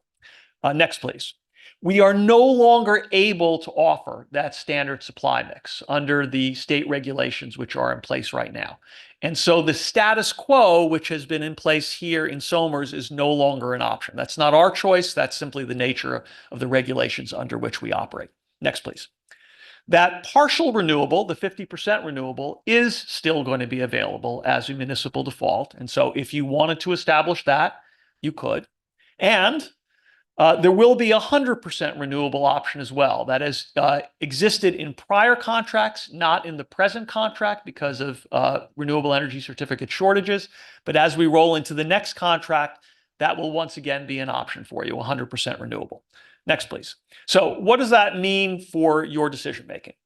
We have basically, three basic decision trees for you. One is to exit the program entirely, to say you're done with Westchester Power, you don't want to participate in any longer. In that scenario, anyone enrolled in Westchester Power today will go back to NYSEG as their utility supplier, and will have no further options under this program. If the municipality is not part of it, individuals cannot opt into it. You have to make that threshold determination that Westchester Power will be available in Somers.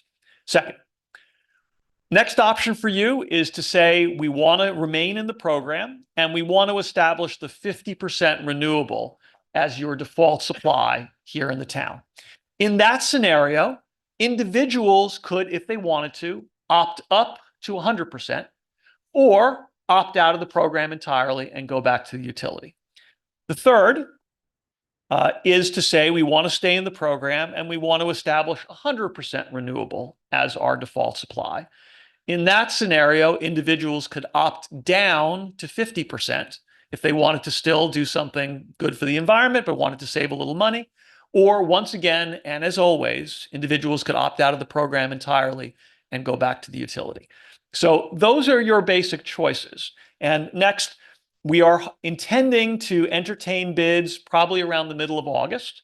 And so it is our hope and request that if you wish to continue participating in the program, you make your decision by the early portion of August, when I believe you have your next council meeting. And certainly tonight and prior, if there were questions or additional dialogue that you wanted to undertake with us, we would put ourselves at your disposal to make sure you had all the information you need in order to exercise your due diligence and make the best possible decision that you can for the residents that you represent. So thank you for listening to the presentation. I hope I made it through semi-efficiently. Pretty good. And I'd be delighted to take whatever questions and comments you have this evening. I remember when this was started, I think that they said this was a pilot in New York State to see if it was going to replicate it in other areas of the state. Am I correct in that? You are correct. We were initially authorized by the Public Service Commission to be the first community choice aggregation program in New York.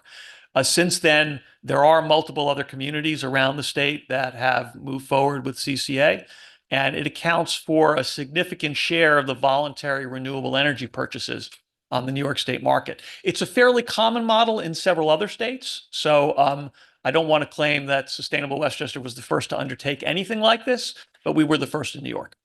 You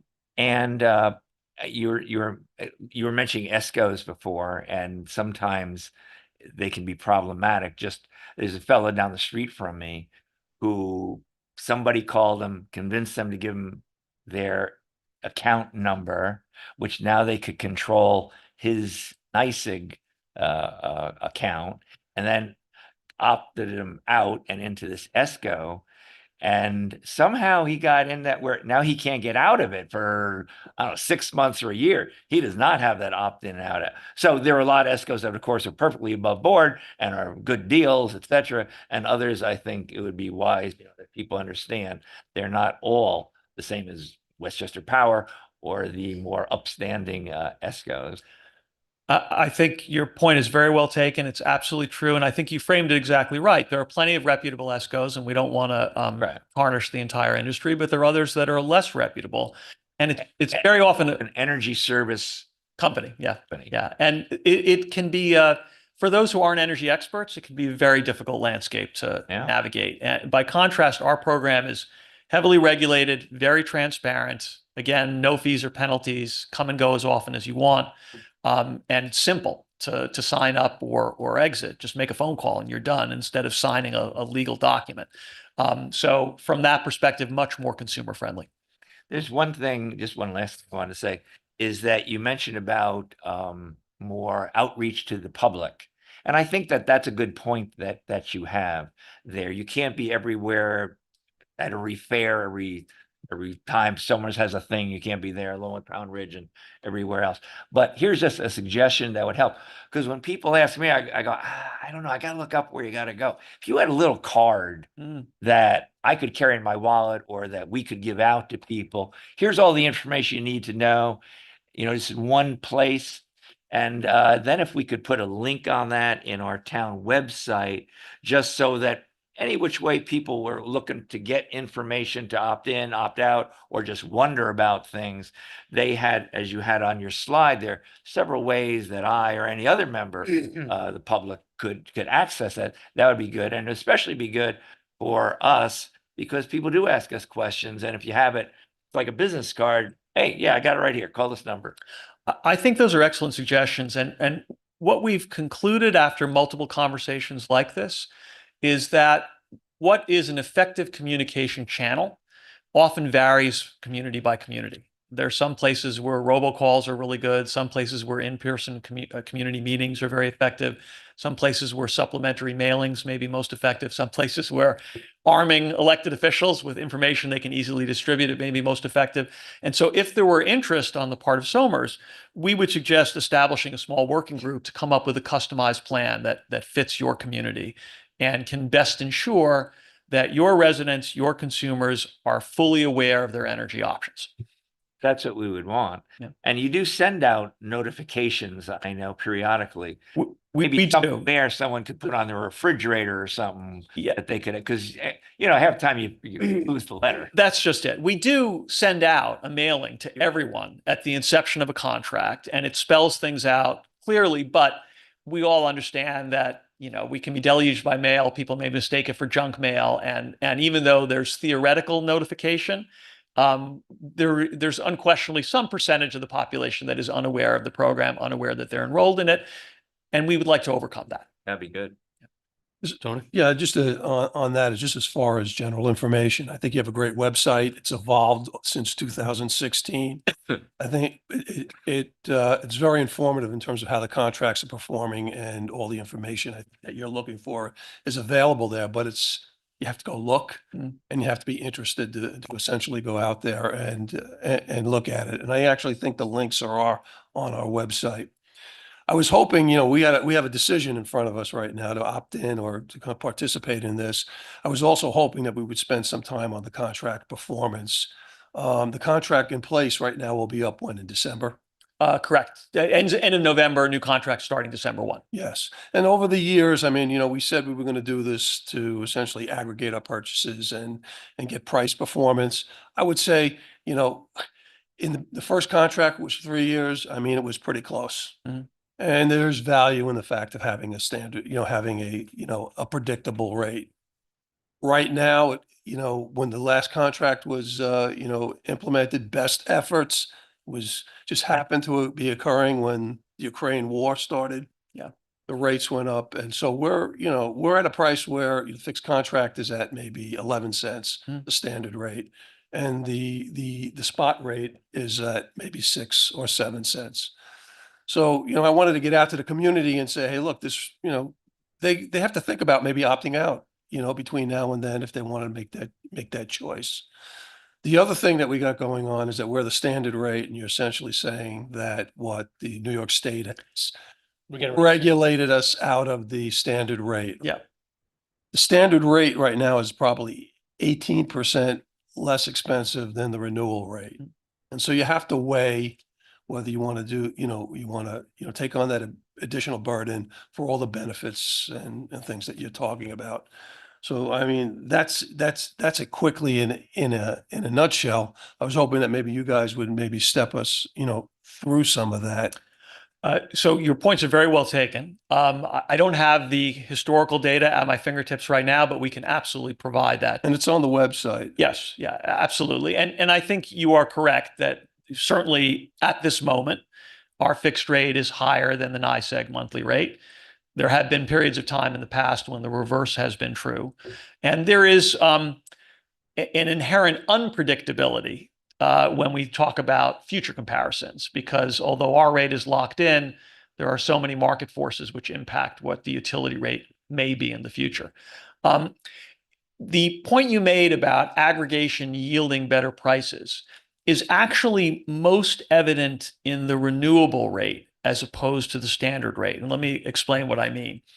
When you look at the Westchester Power renewable rate and compare it to the renewable power that's typically available through ESCOs, there we've consistently come in at the lower end of what's available. Okay. And that is probably the fair apples to apples comparison, because there is, in all honesty, a premium associated with renewable energy. We're purchasing those renewable energy certificates, and there's a cost associated with them.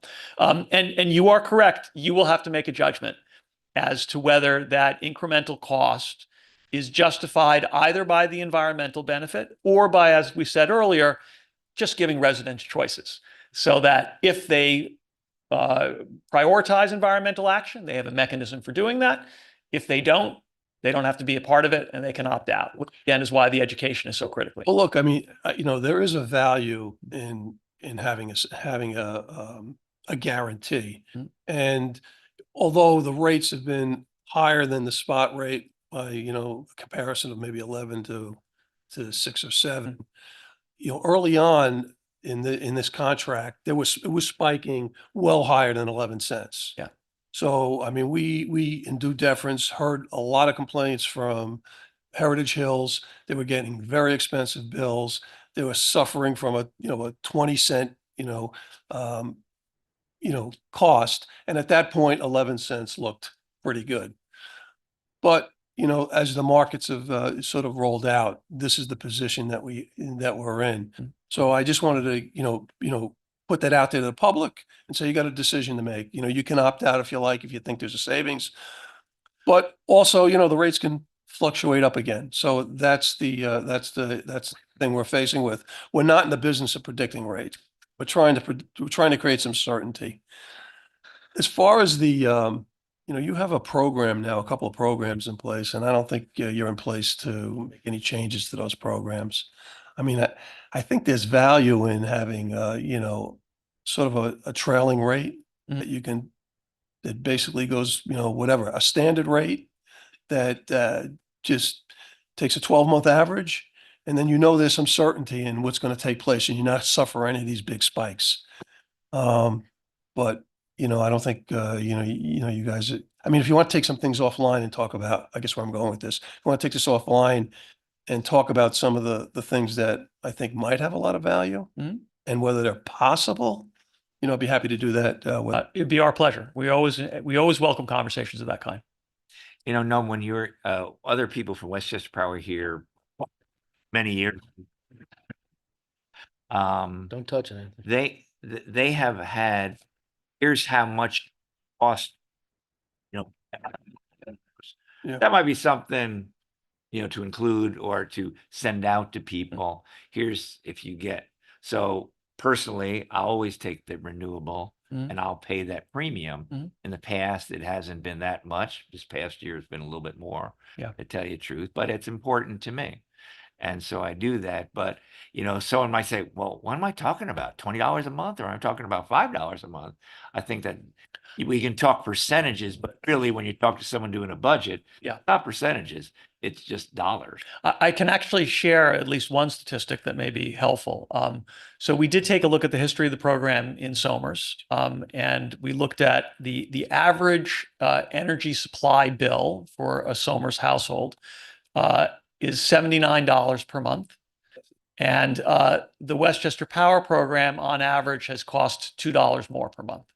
So across the entire history of the program, it's been almost dead even. And that also reminds me that there's a distinction between delivery and supply, and we should be aware this program is only concerned with supply. Delivery is always a utility responsibility because they own the every month somewhere, somebody. Yeah. Yeah. So, averaging out all those ups and downs, it's come in almost.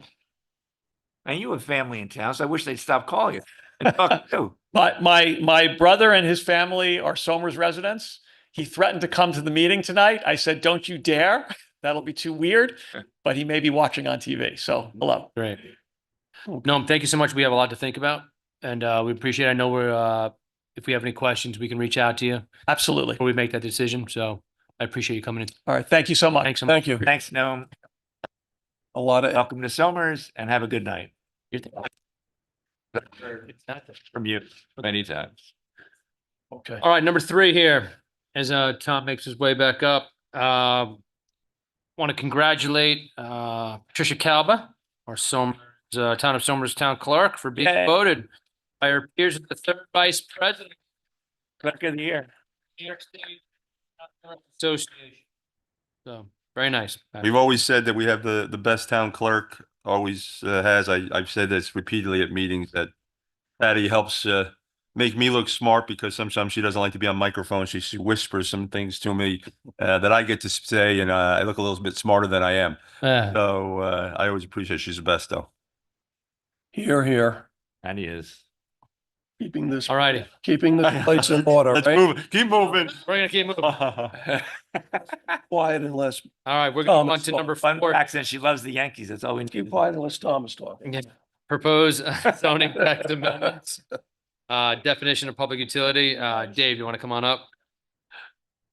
I didn't have to come back up, Rob. Keep yourself from this one also. You are, yeah, and this is just, we're bringing Dave up on this. This is again strengthening our position, our town codes. So Dave, I'd like you to Yes, speak to this a little bit. good evening. Nice to see you all. So yes, as part of the fallout, no pun intended, from the battery storage facility being proposed in the neighboring town, we looked at along with the building inspector, we looked at the town code relative to these types of uses.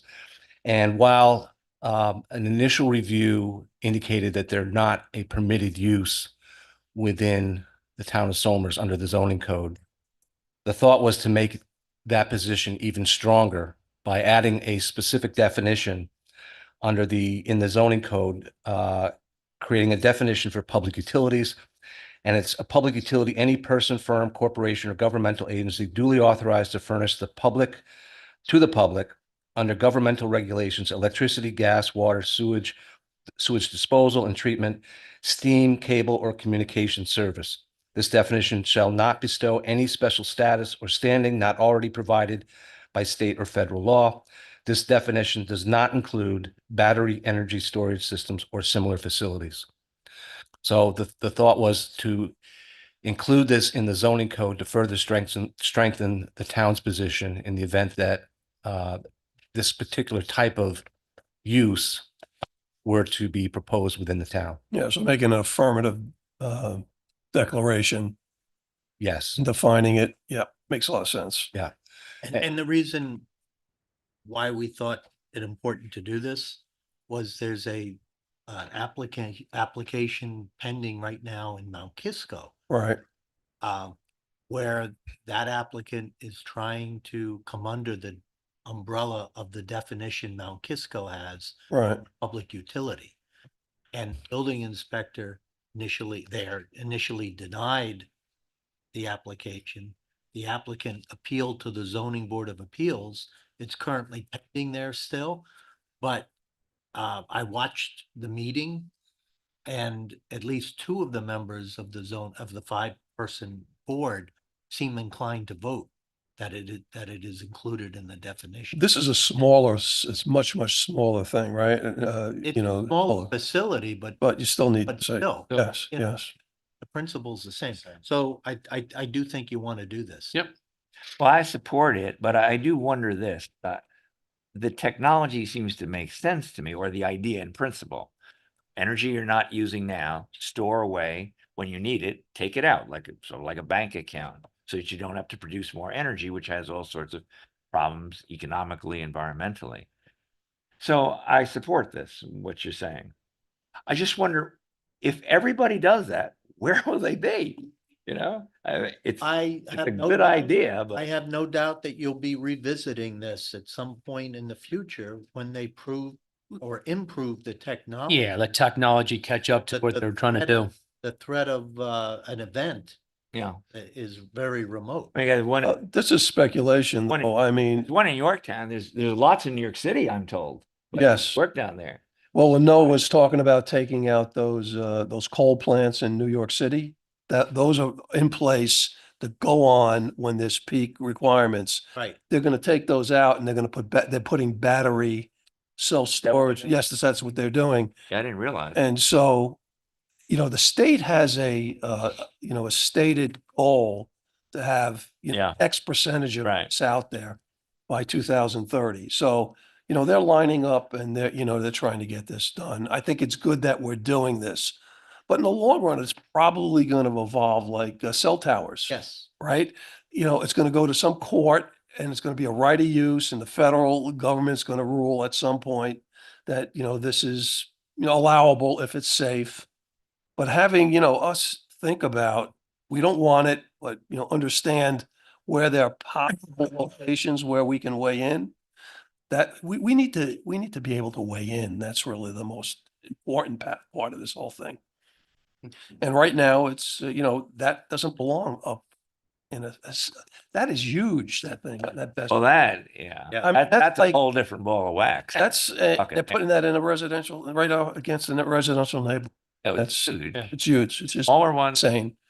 Maybe when the technology is proven to be, I guess, more safe. But I understand the principle. I understand the ideas behind it. I understand the need to reduce carbon and look at the weather. So I understand that. I believe that. I understand it. But I do think that this is a good piece of legislation. To Roland's point, right? Because we could, at another time find, okay, now it's time to change Yeah, speed. Roland, like you just said it, like to Roland's point, this can be addressed sometime down the road. But right now, we're just strengthening our position as a town. It is. So before you go on to number 5, I think I kind of have an idea, but so A is accept zoning text amendment petition to create a definition of public utility, and B, declare notice of intent to act as lead agency and circulate to Town of Somers Planning Board in Westchester County. I'm going to break these off individually. I'd like to make a motion to accept the zoning text amendment. Second. All in favor? Aye. And then B, I would like the motion to declare notice of intent to act as lead agency and circulate to Town of Somers Planning Board in Westchester County. Second. All in favor? Aye. So moved. Recuse. All right, Dave. Community benefits agreement from Glen Isla Realty. Yes. So earlier this year, the planning board was reviewing the application for the self-storage facility down on Route 100. And as part of that site plan application, there was a discussion of whether a sidewalk should be built on the frontage on Route 100. And there was a lot of discussion about, well, you're building a sidewalk, but it's not connecting to anything. And does that make a whole lot of sense? And so the planning board went through and looked at the complete streets goals and objectives in the comprehensive plan. And so with the cooperation of the applicant, the planning board, as part of the approval, said that, all right, well, instead of taking the funds that you would have used to make that sidewalk, provide those funds to the Town of Somers as part of a community benefits agreement. And the town can then take that and use that to make improvements where it makes more sense to have sidewalks and pedestrian improvements. And I'm thinking just off the top of my head right here in the hamlet, you've got areas where and Rich, we've talked about this before, where you're missing pieces of the pedestrian framework.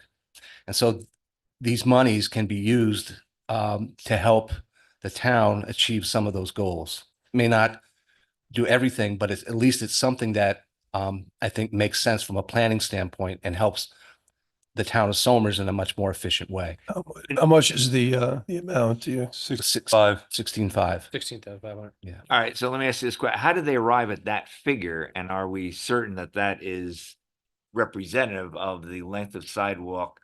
What it would cost to put another length of that somewhere? Well, it was the cost to put the sidewalk in at this Route 100 location. How did they get those costs? Well, it's based on industry standards. The engineers who were working on this, I mean, they know that if you're doing municipal improvements, cost for a sidewalk on a linear foot is X number of dollars. So that's how they came up with the And figure. how many feet is that we're talking about? That was going to be there. I want to say it's at least 100 feet, maybe more. I don't know, recall the number off the top of my head. That was something that we had asked to have checked. Yeah. So it's something like 160 a foot or something like that? Something like that. Yeah. I mean, I can go back and. I mean, I understand. but, I yeah. support that. The more we can make this walk, I've always supported that. We've talked about that many times. This had come up earlier with one of the builders talking about Route 6 years ago, where when Mary Beth was supervised, well, if you had, could we take that and place it, the community benefit, can we move it somewhere else in town? Yeah. And the builder had said, yes, I forget the details of it. Mhm. So this is not unknown. And No, we've done- No. like a good idea. We had a community benefit, in which we moved around before as well. So just another thing to keep adding to that pot to be able to make it a more walkable community here in the town. Yes. Right. I mean, we're looking to close that gap from Bobo's up to the town up here. Yeah, the town up there, and then also close the gap around where the park is over there next door. Yeah. So So it's this contributes. fund that can be used by the town where it makes the most sense. Yep, that makes. yeah, so Okay. listen, Is there a so time limit we have to decide on where? Or No. No. totally up to us? it's our discretion. Well, the No, longer it it was a takes, lot, the right? longer it takes, the more expensive it gets to build. That's true. Yeah. So the applicant, if you approve the community benefits agreement, before the applicant get a C of O, certificate of occupancy, they need to provide the funds to the town. Okay. Okay. So- they're not holding them in escrow. Approve it. They're, No. No. So that's number 5 for discussion, but if we flip the page over to number 13. On page number 3, authorize supervisor to sign the community benefits agreement between Glenida Realty and New York Corporation with the office of 58 Lansbury Lane, Somers, New York. Mr. Corporation, its offices 335 Route 202, Somers, New York. Make the motion to let the supervisor authorize to sign. Second. All in favor? Aye. So moved. All right, number 6. Trailside project. Yes. So your board has gone through the initial seeker, that's the State Environmental Quality Review Act steps of declaring your intent to act as lead agency. You circulate that to all of the interested and involved agencies.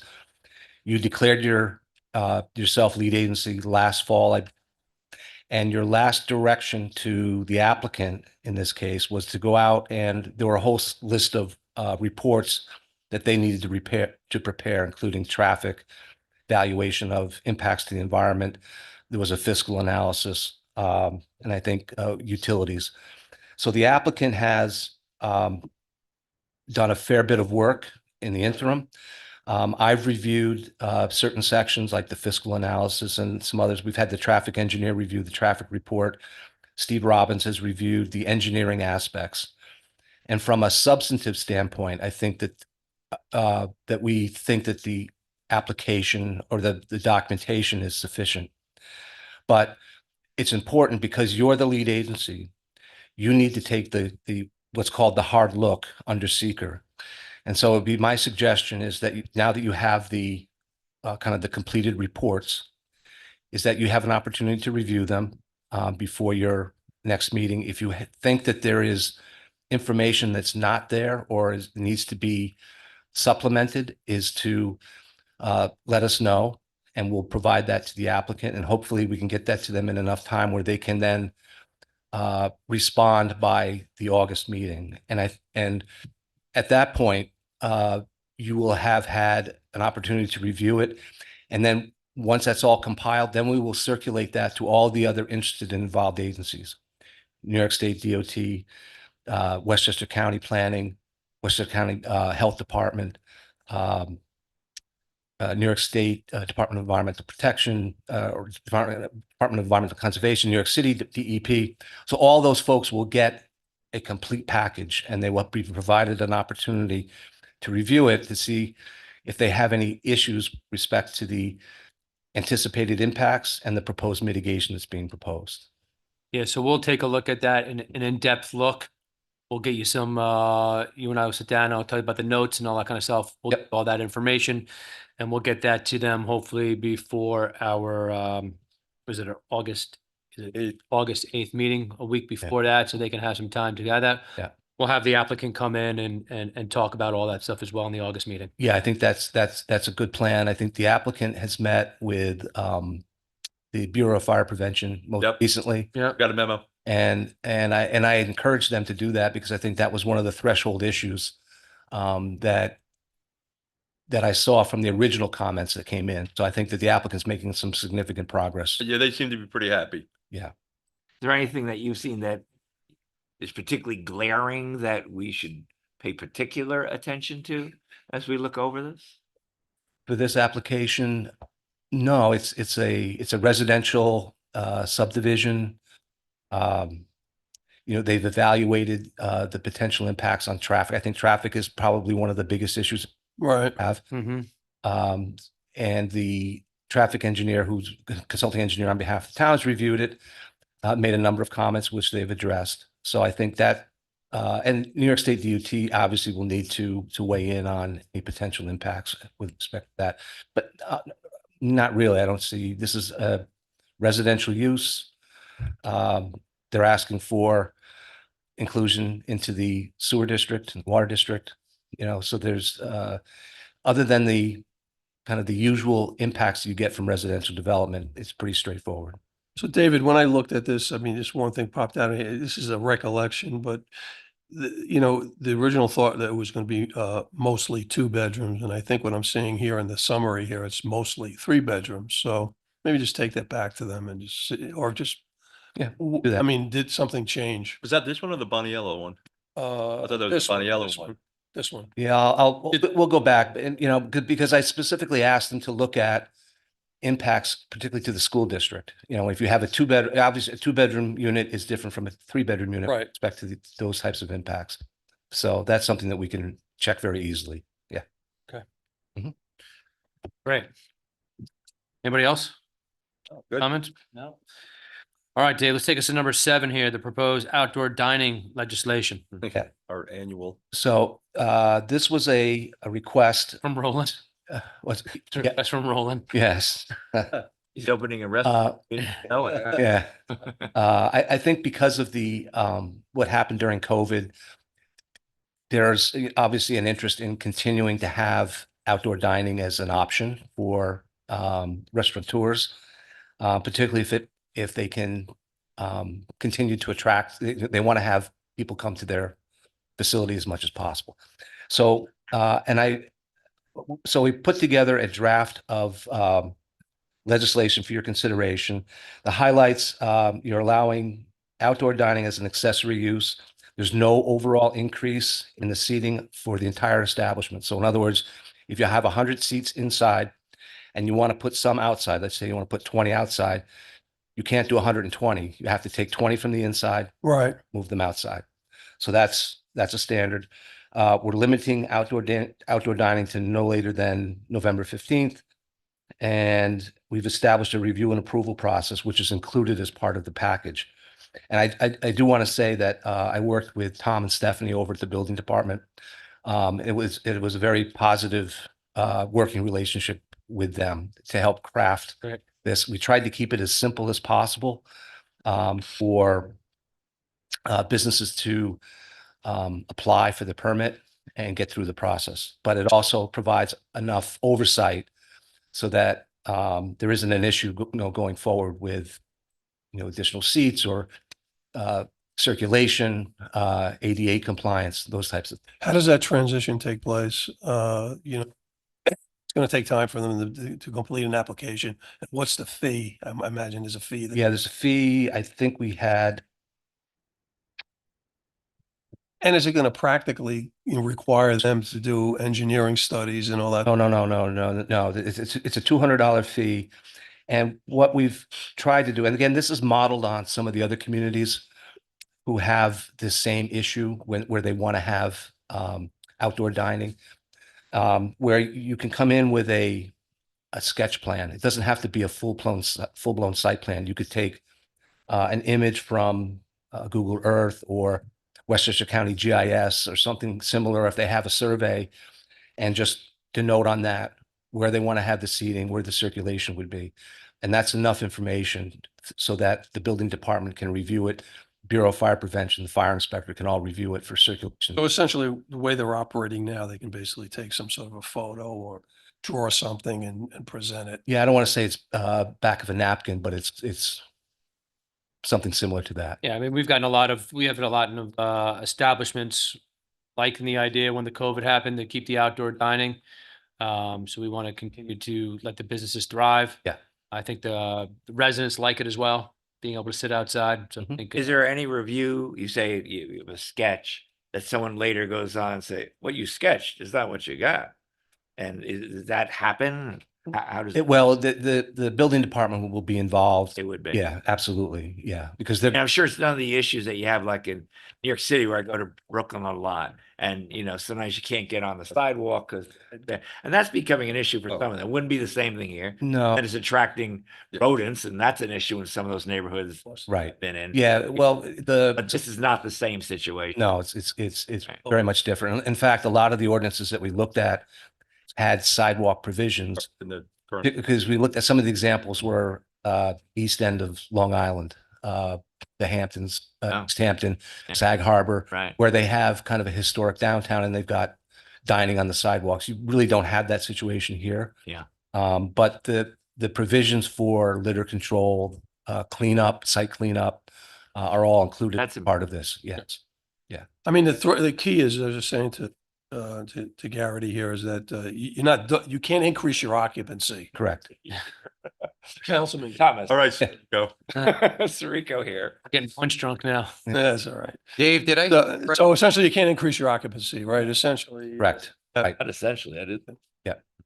Did you say that this ends on November 15th, I guess, on any given calendar year? Correct. And then when does it begin? Good question. It's April 15th? It's I April. think it's April 15th. I think that's typically when you've granted that. Yeah. Thank you. If it's not in there, we'll just make the correction. Yeah.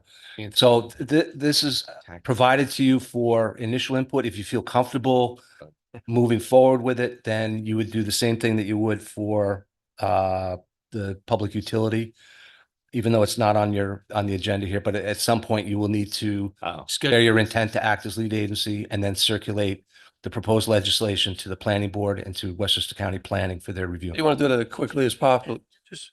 That, I know what he's talking about. Just move it, what, public hearing? No.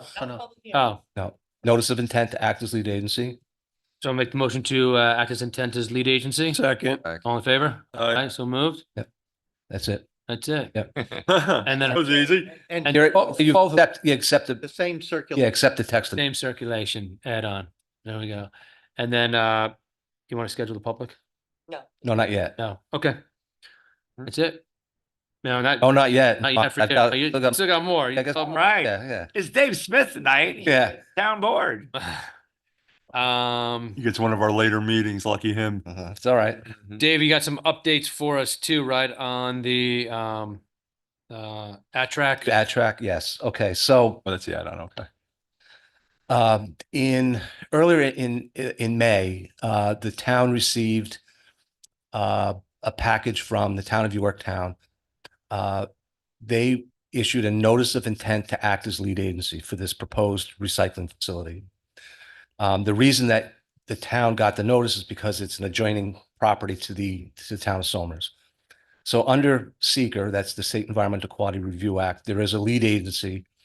And unfortunately, the town of Somers has no say in the lead agency designation. So I think the response back was that there is no objection to the planning board acting as lead agency. However, the town does have concerns about the proposed action, what's being proposed with the recycling facility.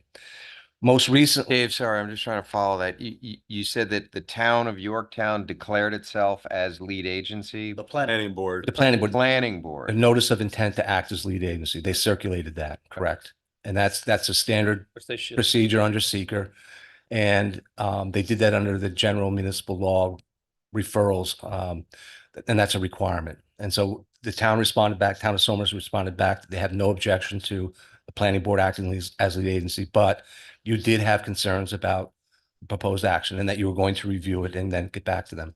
Most recently, on July 2nd, a notice came in from the Zoning Board of Appeals from the town of Yorktown that this particular application was seeking a variance, a side yard variance. Under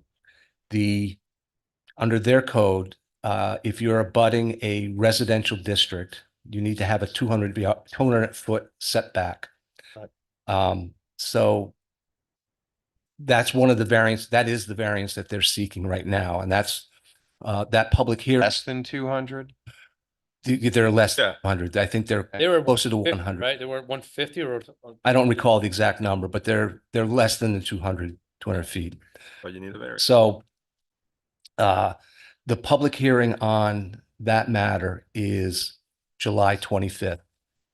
The zoning board has asked that if there are any comments that town of Somers has, is to provide them by July 23rd for their consideration at the public hearing.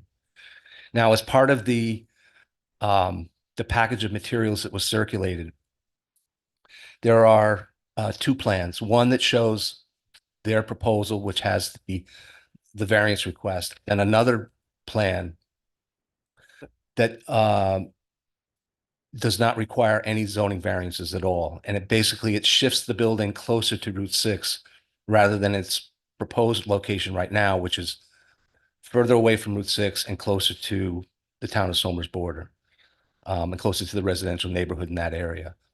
So I would think that, given the concerns, that you would prefer to have this located further away, closer to Route 6. Now, I understand that, and I was here for some of the comments that were raised at the beginning of the public comment session. This is a use under the town zoning code. It's in a light industrial district that has been permitted in the past. Yorktown's, correct. So I think the most prudent approach is because the planning board is going to have to do their environmental review. They're going to have to evaluate all the impact areas that any community would have to look at. They'll have to look at traffic. They'll have to look at noise, dust, impacts to the environment, wetlands, drainage, stormwater. And so they need to do an evaluation of those impacts and look at the mitigation that's being proposed. So what I would say is along with the letter to the zoning board, is perhaps have a companion letter that goes to the planning board that says, we're specifically concerned about these issues and we want to make sure that they're more than adequately addressed as part of the environmental review. And that will include Traffic. all the issues that you heard earlier this evening, along with others that we'll review as part of the a review and evaluation of the package. Yeah, we'll get together. Okay. Yeah. Collectively, I'll talk to these guys individually about some of their concerns, and we'll then you and I will sit down and collectively draft something. Okay. Seem just like common sense stuff. I mean, wouldn't that be if you're going to plan this project that, I mean, Well, they call it common sense. Why is it so rare? Yeah, well, Right. So you want to reinforce that, you have constituent concerns about this particular activity in this particular location for these specific reasons. And that the town needs to take they need to take the hard look that's required under seeker to evaluate all these Are inputs. they obligated to do that just because we asked for it? Or is that something later on we can say, wait a sec, we asked you to, you didn't do it, so now we are getting involved in some sort of a suit? Or is it just a formality and being a courtesy to the other town when you write it like that? Well, Is there any legal thing involved here? well, if it's legal advice, I'm going to turn to Mr. Baroni. I don't even try to play an attorney on TV, so. We'd have to know if we had standing, if we were towards litigation. We can't just step into their environmental role. And that letter would give us some standing because we said we wanted you to pay particular attention to this? No, that letter was sent as an interested, we're Yes. listed as Yeah. an interested. I'm just wondering if the letter That has any doesn't give us actual legal- impact. That doesn't give us any legal standing. So we're just saying, hey, as a We- courtesy to our, We asked Neighbor. an interested agency. okay, And apparently they're not obligated to follow it in any way. No, we're just in the same situation. they disregard all the information, all the requests that they received, then the argument can be made, well, you didn't take a hard look. Right. Because you. That's you my were at- point. You were Right. asked to review all this and you didn't do any of it. And that's right. That could lead then to legal action, It's the, possibly. Okay, I'm just trying to get an idea. It depends on what we own out there, if anything. Okay, I'm just trying to get an idea of what, how the significance of it. Right. the size of the building, fitting for the property, is there any zoning stuff that has to be done? Well, the only zoning issue right now is the setback issue. Setback. Other than the variance, Other than that. if they went for, if the variance were to get denied, that piece of property technically is zoned for what they want to do. Correct. Can we request the setback be 500 feet? No, it's their, No, it's their property. code. not- Well, the code requires 200 feet. You could, listen, you could You can ask, request. Yeah, you could, ask anything you want. So If they would take that under consideration. They could, If they put the building closer to Route 6, how far away are they from the Somers border? Obviously more than 200 feet. Or at least two. yeah, These are difficult questions. it's further than what's being proposed right now. Yes, it looks to be significantly further. Right. I don't have the exact, I don't have it scaled here, but they've included some maps, which I've circulated to the board. if we could just find out when you get a chance, and not tonight, if we can just find out what they're looking for from a variance standpoint. If it's 200 yards, how much of a variance are they looking for to the side yard? You don't have to tell me right now, Dave. Don't Yep. Okay. Yeah, we did that. get that. I mean, good question. Traffic up there is incrementally getting, more and more Of course. volume. And so they're gonna do this analysis based on that facility, but not take into account that just piles on what's going on there. Well, a traditional traffic study, like for instance, the one that was prepared for Trailside, would look at existing conditions. And then it would look at, there's a growth factor, let's say 2% every year. So they would evaluate, all right, they would add that on. And then they add in the other development that's occurring in the area that would contribute to Route 6. And then they would add on their traffic. And that's how they evaluate the impact. So it's a fairly conservative method for evaluating traffic impact. But certainly that's something that the town could say, traffic impact. Notwithstanding that over there, I mean, there's even a traffic light that could probably be thought about coming out of that Windsor development. You can't make Right. how do you make a left out of there? The traffic there is just, And again, one of the other players here is New York State DOT because they're coming out onto a state road. So they're going to have a significant role in evaluating the impacts. Okay, I appreciate. Dave, did you say earlier that the applicant has two proposals in? No, They have one with a building here, 150 feet, different one with a different building, 200 feet. And how many proposals is an applicant allowed? No. They have one proposal for this particular use. They have two alternatives. One of which is their preferred alternative, which has the building closer than the 200 feet. And the second one is zoning compliant, which they don't need to get a variance at all. So they have, if the zoning board says, we're going to deny you the the application that your preferred alternative, they have a fallback for a site that doesn't require variance. I mean, the fact that they have a compliant alternative really works against them with trying to get the variance. They won't get the variance. Yeah, I mean, because the whole idea of a variance is you don't have an alternative, That's right. That's right. and they do here. Variance, they'll mitigate things. They But yeah, I mean, they're not gonna get that. It's gonna be it's gonna be their second plan. Okay.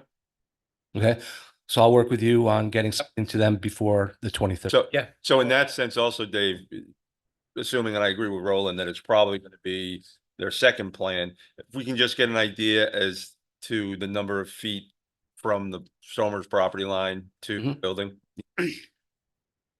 Yeah. Okay. And then Dave, since we got you up there, Yeah. we're gonna, so if you guys flip over to page 4, planning and engineering, What? 265 Route 202 Yoga Studio. You opening a yoga studio, Dave? Yeah, this one's a stretch. Dave. Oh, you Getting some laughs got me because we're with- tired. Hey, I'm here all night. Try the veal, right?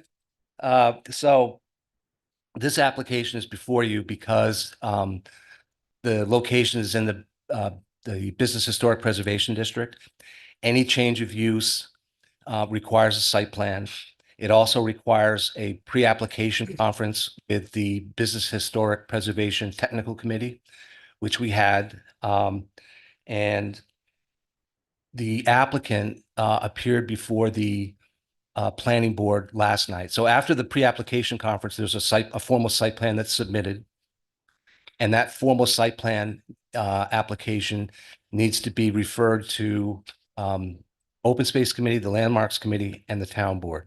So that's why I'm here tonight, because the planning board reviewed the application. The proposal is for, it's for the former Chase Bank building or area. And it wants to put in a yoga studio, having like 2 sessions a day, 10 to 15 people, 2 staff. I think the planning board thought thinks it's a very good idea. It's filling up a vacant storefront, which you don't want to have a vacant storefront in your community if you can help it. I think there's some synergy in there. After a class, they walk next door, I need an iced tea, or I want an iced coffee, or I want something. So the delicatessen is right there. So it makes sense. There's sufficient parking to accommodate the proposed use.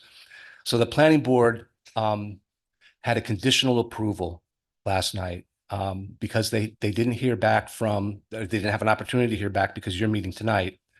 So they made an approval condition that if there are no objections from the town board, then the site plan would be granted.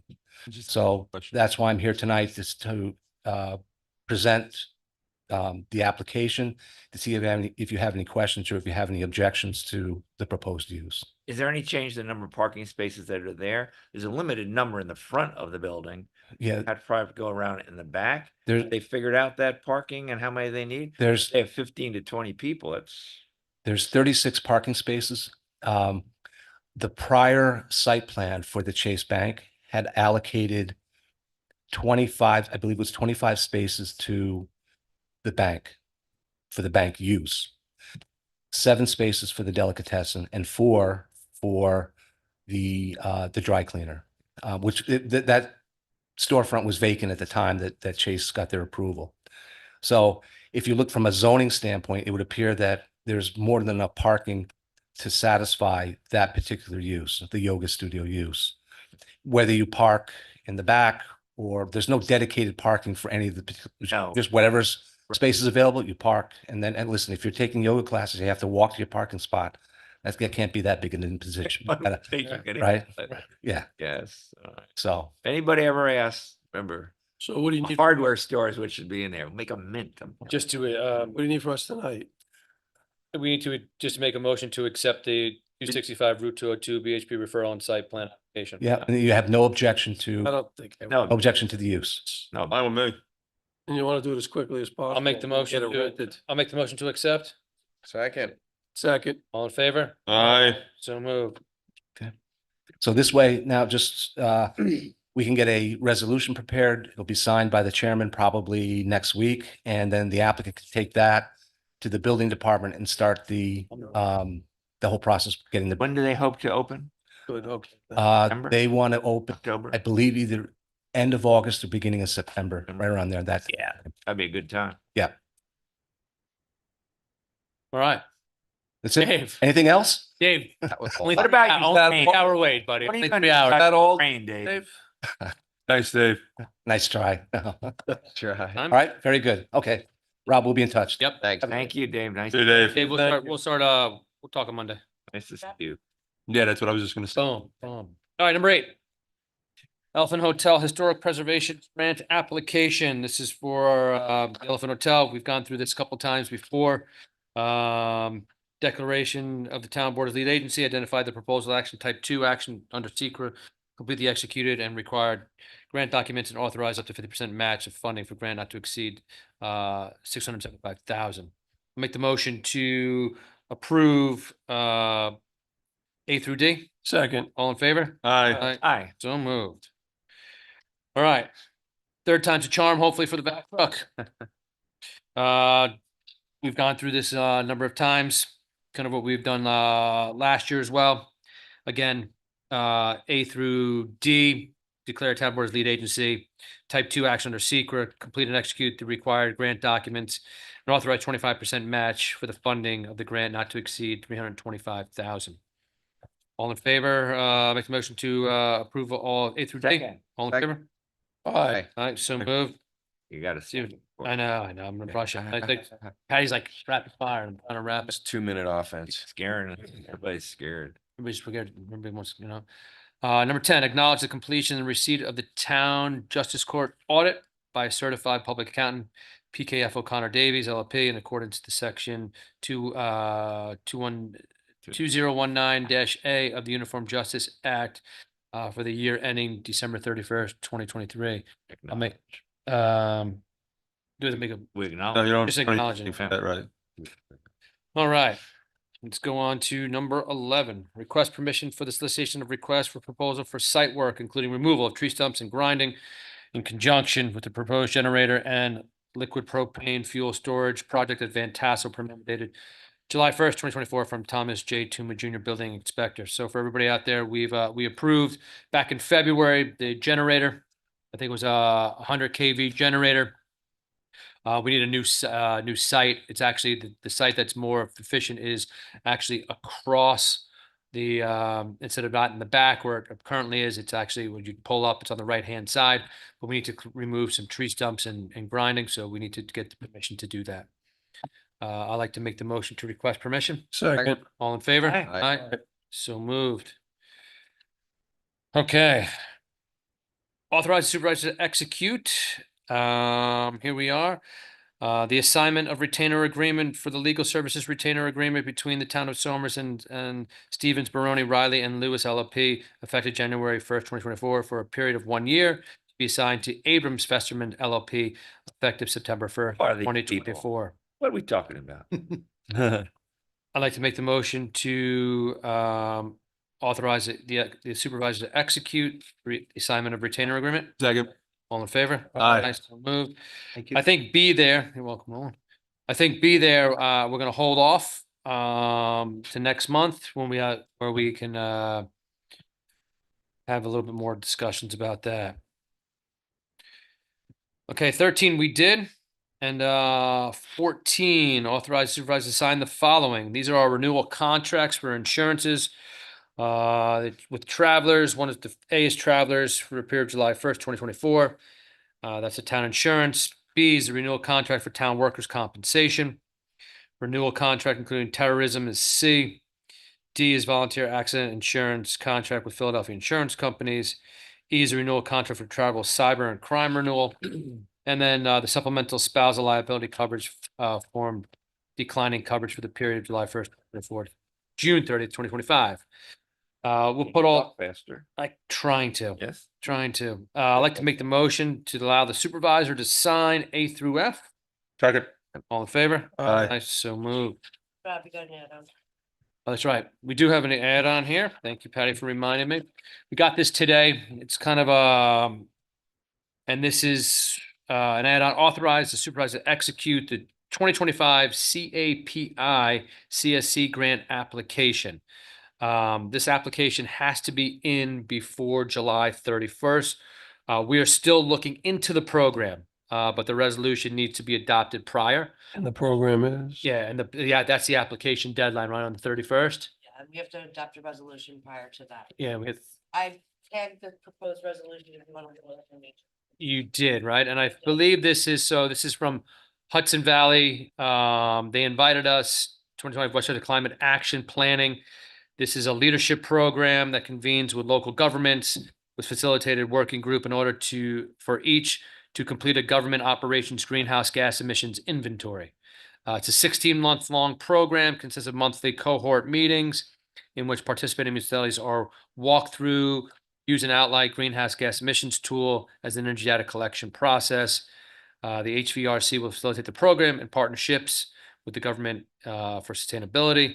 And EHRV's previously held 2 other CAPI cohort programs in 18 and 19 and 23 and 24. They go up to 8 municipalities for applying for the DEC Climate Smart Communities. Something that we have to get in, something that we can think about. We're still looking into it and see if the thing makes sense. But since we are on a deadline. Yeah, we can pull out, but we better pull Yeah, in. yeah, we can always pull out of this. But it's since we only have our one meeting.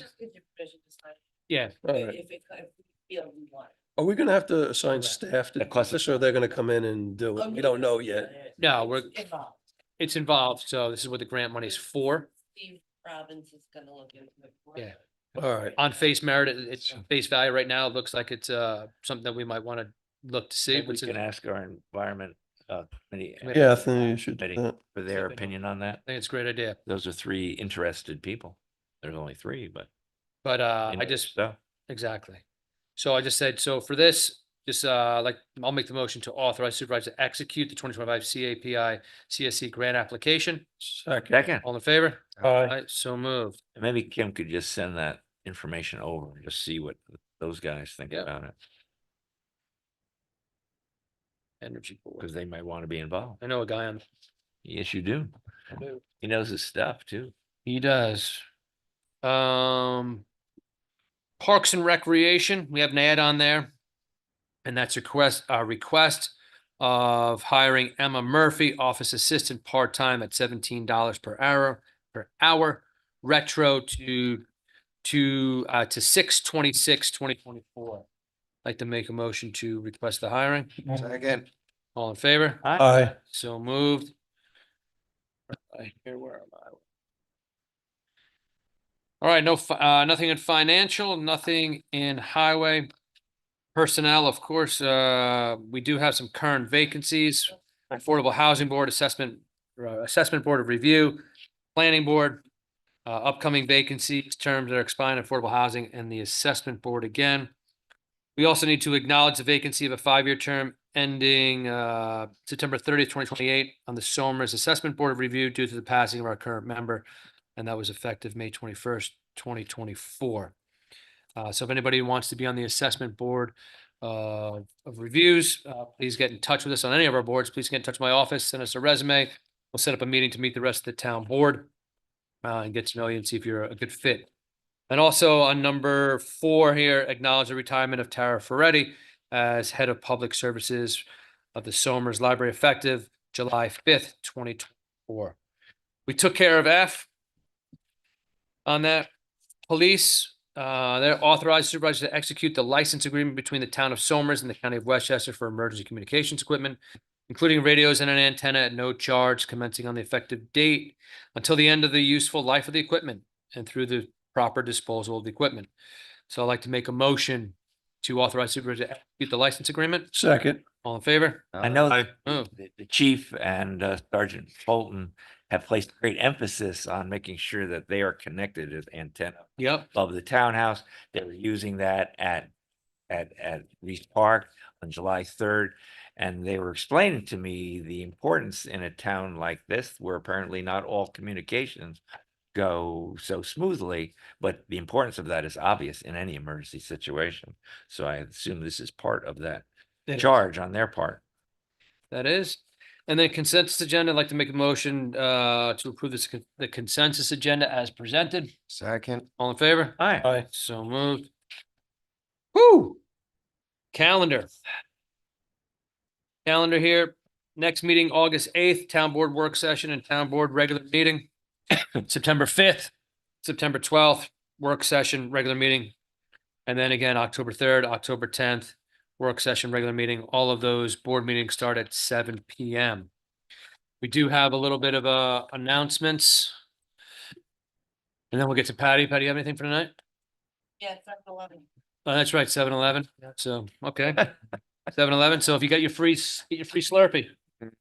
You have fun fact? You got your announcement. And back we I would lost. say it's 7-Eleven, so I want to wish a very happy birthday, 22nd birthday to my son Tommy, who no longer lives in the area, so there are no 7-Eleven where he is right now, so we can't get a normal free Slurpee on his birthday.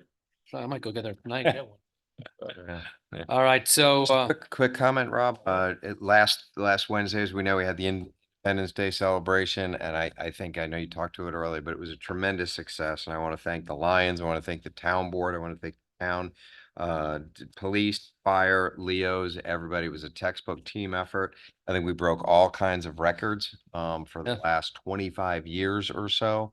Almost 10% of the town was there, and it was a tremendous success. So thanks for everyone. Try to top it next year. You know, I was down in the park the next day on July 4th. It Clean as a was whistle. clean, and to Lion And thanks to Parks and Rec. and Parks and Rec Yeah. and whomever else was there. I walked the whole thing and spent the day.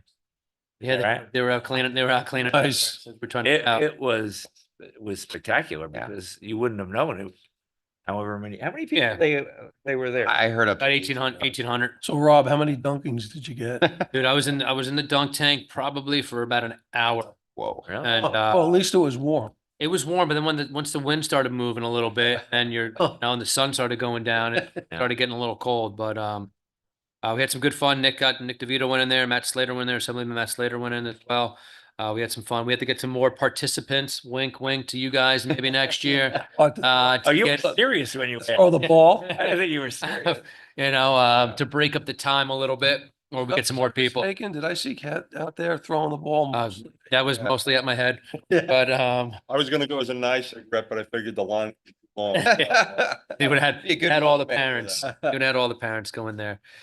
We do have some, so it was a great success that evening, and we did have a meeting afterwards, a recap, and there's a few things that we can do to get a little bit better, and we will, and we have the notes, and we'll work on that. As far as our town board announcements here, thank everybody who donated blood during our June 14th blood drive. We collected 38 life-saving donations. Huge help during this, for the blood drive. So nice job, everybody. Somers Energy Environment Committee is looking for new members. As we just talked about these Somers Energy members before, make your town more energy efficient and sustainable in the 21st century. You may contact the committee secretary, Denise Schirmer. Call the office. We'll get you in touch with her. Somers Golden Sunset Series presented by Somers Parks and Recreation. Times vary. That's going to be a different entry open to all Somers residents and free of charge. I don't know why it says entry. Wednesday, July 10th, which is that's already passed. Yesterday. That was yesterday. So the next one is July 13th, Woody Guthrie birthday hootenanny. That's at 5 p.m. Mount Zion Church. Then we have the 17th, Loose Wheel, it's a country band, 7 p.m. Reese Park Stage. July 31st, concert Red, White, and Bruised, rock, country, and reggae, 7 p.m. at the Reese Park Stage as well. Wednesday, August 7th, children's concert show. Floor Bromley in conjunction with the Somers Library at 6 p.m. Reese Park Stage. And Wednesday, August 14th, family movie night in conjunction with the Somers Chamber of Commerce. And that's at 8 p.m. That's a Lower Reese Park. Movie to be determined, and the rain date will be August 21st, 2024. That is all I have for this evening. If nobody, I think we've kind of everything there. So I'm going to make the motion here to adjourn tonight's evening. Second. All in favor? Aye. Aye. So move.